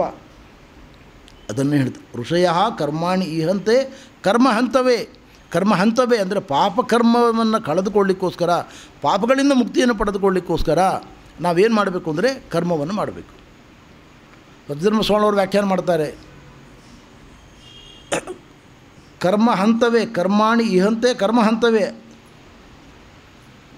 ಅಕರ್ಮ ಹಂತವೇ ಅವರ ಪದಚ್ಛೇದ. ಅಕರ್ಮ ಹಂತವೇ ಅಂದರೆ ಕರ್ಮದಿಂದ ಕರ್ಮವನ್ನು ಕಳ್ಕೊಳ್ಳಿಕ್ಕೆ ಆಗುವುದಿಲ್ಲ, ಕೆಸರಿನಿಂದ ಕೆಸರನ್ನು ಕಳೆದುಕೊಂಡಂತೆ. ನೋಡಿ, ನಾವು ಮೈಗೆ ಕೆಸರಂಟಿದೆ ಅಂತ ಕೆಸರು ತೊಳ್ಕೊಳ್ಳಿಕ್ಕೋಸ್ಕರ ಹೋಗ್ತೇವೆ. ಕೆಸರು ತೊಳ್ಕೊಳ್ಳಿಕ್ಕೋಸ್ಕರ ಹೋಗತಕ್ಕಂಥದ್ದು ಎಲ್ಲಿ? ಇನ್ನೊಂದು ಕೆಸರಿನ ನೀರಿನಿಂದ ನಾವು ಮೈ ತೊಳ್ಕೊಂಡ್ರೆ ಕೆಸರು ಯಾಕೆ ಹೋಗ್ತದೆ? ಹೋಗೋದಿಲ್ಲ ಅದು. ಹಾಗೆ ನಮ್ಮ ಕರ್ಮಗಳು ಅಭದ್ರ. ಯಾಕೆ ಭದ್ರ ಅಂದರೆ ನಮ್ಮಂಥವ್ರು ಮಾಡತಕ್ಕಂಥ ಕರ್ಮದಲ್ಲಿ ಜ್ಞಾನ ಇಲ್ಲ, ಭಕ್ತಿ ಇಲ್ಲ, ಶ್ರದ್ಧೆ ಇಲ್ಲ. ಆದ್ದರಿಂದ ನಾವು ಮಾಡತಕ್ಕಂಥ ಕರ್ಮಗಳು ಅತ್ಯಂತ ದುರ್ಬಲ. ನಾವು ಕಾವೇರಿ ಸ್ನಾನಕ್ಕೆ ಹೋಗ್ತೇವೆ, ಭಾಳ ಶ್ರದ್ಧೆಯಿಂದ ಹೋಗ್ತೇವೆ. ಹೋದ್ಮೇಲೆ ಕಾವೇರಿ ಸ್ನಾನ ಮಾಡ್ತೇವೆ. ಸ್ನಾನ ಮಾಡಿದ ಮೇಲೆ ಅಕ್ಕಪಕ್ಕದಲ್ಲಿ ನೋಡ್ತೇವೆ ಯಾರಾದರೂ ಇದ್ದಾರಾ ಅಂತ. ನಾವು ಬಂದದ್ದು ಯಾರಿಗೆ ಗೊತ್ತಾಗಬೇಕು? ಯಾರಿಗೂ ಗೊತ್ತಾಗಲಿಲ್ಲ ಅಂದರೆ ಸಾಯಂಕಾಲ ಬಂದ ಕೂಡಲೇ 10 ಮಂದಿ ಸೇರಿದ ಜಾಗಕ್ಕೆ ಹೋಗಿ ನಾನು ಇವತ್ತು ಬೆಳಿಗ್ಗೆ ಕಾವೇರಿಗೆ ಹೋಗಿದ್ದೆ ಅಂತ ಹೇಳ್ಕೋತೇವೆ. ಇದು ಮನುಷ್ಯರು ಮಾಡತಕ್ಕಂಥ ಅನುಷ್ಠಾನಗಳು ಅಷ್ಟು ದುರ್ಬಲ. ಪ್ರತಿಯೊಂದರ ಒಳಗೂ ಭಗವಂತನ ಕರ್ತೃತ್ವ ಕಾರ್ಯತತ್ವಗಳ ಅನುಸಂಧಾನವೇ ಇಲ್ಲ. ನಾನು ಮಾಡಿದ್ದು ಗೊತ್ತಾಗಬೇಕು, ನಾನು ಮಾಡಿದ್ದು ಪ್ರಸಿದ್ಧಿಗೆ ಬರಬೇಕು. ಇದು ಮಾನವರ ದೊಡ್ಡ ದೌರ್ಬಲ್ಯ ಇದು. ಆದ್ದರಿಂದ ಮಾನವರು ಮಾಡಿರ್ತಕ್ಕಂಥ ಕರ್ಮಗಳು ಅವರ ಪಾಪಗಳನ್ನೆಲ್ಲವನ್ನು ತೊಡೆಯಲಿಕ್ಕೆ ಅಸಮರ್ಥ ಅಂತ ಶಾಸ್ತ್ರ ಹೇಳ್ತದೆ. ಕರ್ಮಣ ಕರ್ಮನಿರ್ಹಾರ ನ ಹ್ಯಾತ್ಯಂತಿಕ ಇಷ್ಯತೆ. ಜ್ಞಾನಿಗಳು ಮಾತ್ರ ಚೆನ್ನಾಗಿ ಕರ್ಮವನ್ನು ಮಾಡ್ತಾರೆ, ಶ್ರದ್ಧೆಯಿಂದ ಮಾಡ್ತಾರೆ, ಜ್ಞಾನಪುರಸ್ಸರವಾಗಿ ಮಾಡ್ತಾರೆ, ಭಕ್ತಿಯಿಂದ ಮಾಡ್ತಾರೆ. ಅವರಿಗೆ ಕರ್ಮದಿಂದ ಎಲ್ಲ ಪಾಪ ಹೋಗ್ತದೆ. ನಮಗೆ ಹಾಗೆ ಹೋಗೋದಿಲ್ಲ. ಹಾಗಾದರೆ ಮಾಡೋದು ಬಿಟ್ಬಿಡ್ತೀವಿ ಅಂದರೆ ಮಾಡೋದು ಬಿಡಬೇಡಿ. ಮಾಡ್ತಾ ಸರಿ ಆಗ್ತದೆ. ಅದು ಮಾಡ್ತಾ ಸರಿ ಆಗ್ತದೆ. ಪುಟ್ಟ ಮಕ್ಕಳು ಅಕ್ಷರ ಬರಿತಾ ಇರ್ತಾರೆ. ಮೊದಲು ದೊಡ್ಡ ಅಕ್ಷರ ಬರೀತಾರೆ, ಆಮೇಲೆ ಬರೆದು ಕಾಪಿರೈಟ್ ಮಾಡಿ ಅದು ಸರಿಯಾಗಿ ಚಿಕ್ಕ ಅಕ್ಷರಗಳನ್ನು ಸುಂದರವಾಗಿ ಬರೀತಾರೆ. ಹಾಗೆ ಇದು ಕೂಡ ಮೊದಲು ಅಶ್ರದ್ಧೆಯಿಂದ ಅಜ್ಞಾನದಿಂದ ಮಾಡಿದರೂ ಕೂಡ ಮಾಡ್ತಾ ಓಡಲ್ಲಿ ಜ್ಞಾನ ಶ್ರದ್ಧೆ ಬೆಳೀತದಾದ್ದರಿಂದ ಈ ಕರ್ಮಗಳು ಕೂಡ ನಮ್ಮನ್ನು ಜ್ಞಾನದ್ವಾರ ಮೋಕ್ಷಕ್ಕೆ ಕಾರಣವಾಗಬಲ್ಲವು ಅನ್ನುವ ದೃಷ್ಟಿಯಿಂದ ಕರ್ಮ ಬಿಡಬೇಡಿ ಅಂತ ಹೇಳ್ತಾರೆ. ಶಾಸ್ತ್ರ ಹೇಳ್ತದೆ, ಅಂಗಾಂಗಿಗಳಲ್ಲಿ ಅಂಗಿಲೋಪಸಹ್ಯ ಅಲ್ಲ, ಅಂಗಲೋಪಸಹ್ಯ ಅಂತ. ಅಂಗಿ ಆದದ್ದು ಕರ್ಮ, ಅಂಗವಾದದ್ದು ಜ್ಞಾನ ಭಕ್ತಿ ಶ್ರದ್ಧೆಗಳು. ಜ್ಞಾನ ಭಕ್ತಿ ಶ್ರದ್ಧೆಗಳು ಕಡಿಮೆ ಇದೆ ಅಂತ ಕರ್ಮವನ್ನೇ ಬಿಟ್ಬಿಡಬೇಡ್ರಿ. ಕರ್ಮ ಮಾಡಿ ಸ್ವಲ್ಪ ಲೋಪದೋಷಗಳಿದ್ದರೂ ಕೂಡ ಕರುಣಾಳುವಾದ ಪರಮಾತ್ಮ ಸ್ವೀಕಾರ ಮಾಡಿ ನಮಗೆ ಅನುಗ್ರಹವನ್ನು ತೋರ್ತಾನಾದ್ದರಿಂದ ಕರ್ಮತ್ಯಾಗ ಮಾಡಿದರೆ ಯಾರೂ ಉದ್ಧಾರ ಮಾಡಲಿಕ್ಕಾಗೋದಿಲ್ಲ. ಅದರಿಂದ ಕರ್ಮ ಮಾಡಿ, ಕರ್ಮದಲ್ಲಿ ಲೋಪದೋಷ ಇದ್ದರೂ ಕೂಡ ಒಂದು ಶ್ಲೋಕ ಇದ್ದೇ ಇದೆ, ಮಂತ್ರದ ತಂತ್ರದ ಛಿದ್ರಂ. ಯಾವಾಗಲೂ ನಾವು ಹೊರಗೆ ಹೇಳ್ತೇವಲ್ಲ, ಸರ್ವದೋಷ ಪ್ರಾಯಶ್ಚಿತ್ತಾರ್ಥ ನಾಮತ್ರಯೋಚ್ಚಾರಣ ಅಹಂಕರಿಷೇ ಅಚ್ಯುತಾಯ ನಮಃ ಅನಂತಾಯ ನಮಃ ಗೋವಿಂದಾಯ ನಮಃ ಅಂತ ಅದನ್ನು ಹೇಳಿಕೊಂಡು ದೇವರಲ್ಲಿ ಪ್ರಾರ್ಥನೆ ಮಾಡೋದು. ನಾನು ಮಾಡಿದ ಕರ್ಮಗಳಲ್ಲಿ ಎಲ್ಲ ಲೋಪಗಳೇ ಇದ್ದಾವೆ, ಕ್ಷಮೆ ಮಾಡಿ ನನ್ನನ್ನು ಉದ್ಧಾರ ಮಾಡುವಂತ ಪ್ರಾರ್ಥನೆ ಮಾಡಿಕೊಳ್ತಕ್ಕಂಥದ್ದಷ್ಟೇ ನಮ್ಮ ದಾರಿ. ಇದು ಹೀಗೆ ನಾವು ಭಗವಂತನ ಮಹಿಮೆಯನ್ನು ತಿಳಿದುಕೊಳ್ಬೇಕು ಅಂತ ಅದನ್ನು ಬಹಳ ಸುಂದರವಾಗಿ ವ್ಯಾಖ್ಯಾನ ಮಾಡಿದ್ದಾರೆ. ನಮ್ಮ ಮಂತ್ರಗಳಲ್ಲೂ ಕೂಡ ಅದಿದೆ. ಯಜುರ್ವೇದಗಳ ಮಂತ್ರದಲ್ಲಿ ನಾವು ಹೇಳ್ತೇವೆ, ಸೂರ್ಯಶ್ಚ ಮಾಮನ್ಯುಶ್ಚ ಮನ್ಯು ಪತಿಯಶ್ಚ ಮನ್ಯು ಕೃತೇಭ್ಯ ಪಾಪೇಭ್ಯೋ ರಕ್ಷಂತಾಂ ಯದ್ರಾತ್ರ್ಯ ಪಾಪಮಕಾರ್ಷಂ ಮನಸಾ ವಾಚ. ಎಲ್ಲ ನಮ್ಮ ಇಂದ್ರಿಯಗಳಿಂದ ನಾವೇನೇನು ಪಾಪಗಳನ್ನು ಮಾಡ್ತೇವೆ ಎಲ್ಲವನ್ನೂ ದೇವರ ಮುಂದೆ ಹೇಳ್ಕೋತೇವೆ. ಆ ಪಾಪಗಳಿಂದ ನಮಗೆ ಮುಕ್ತಿಯನ್ನು ಕೊಡು. ಆ ನೀರಿನಲ್ಲಿ ಸಕಲ ದೇವತೆಗಳ ಸನ್ನಿಧಾನ ಇದೆ.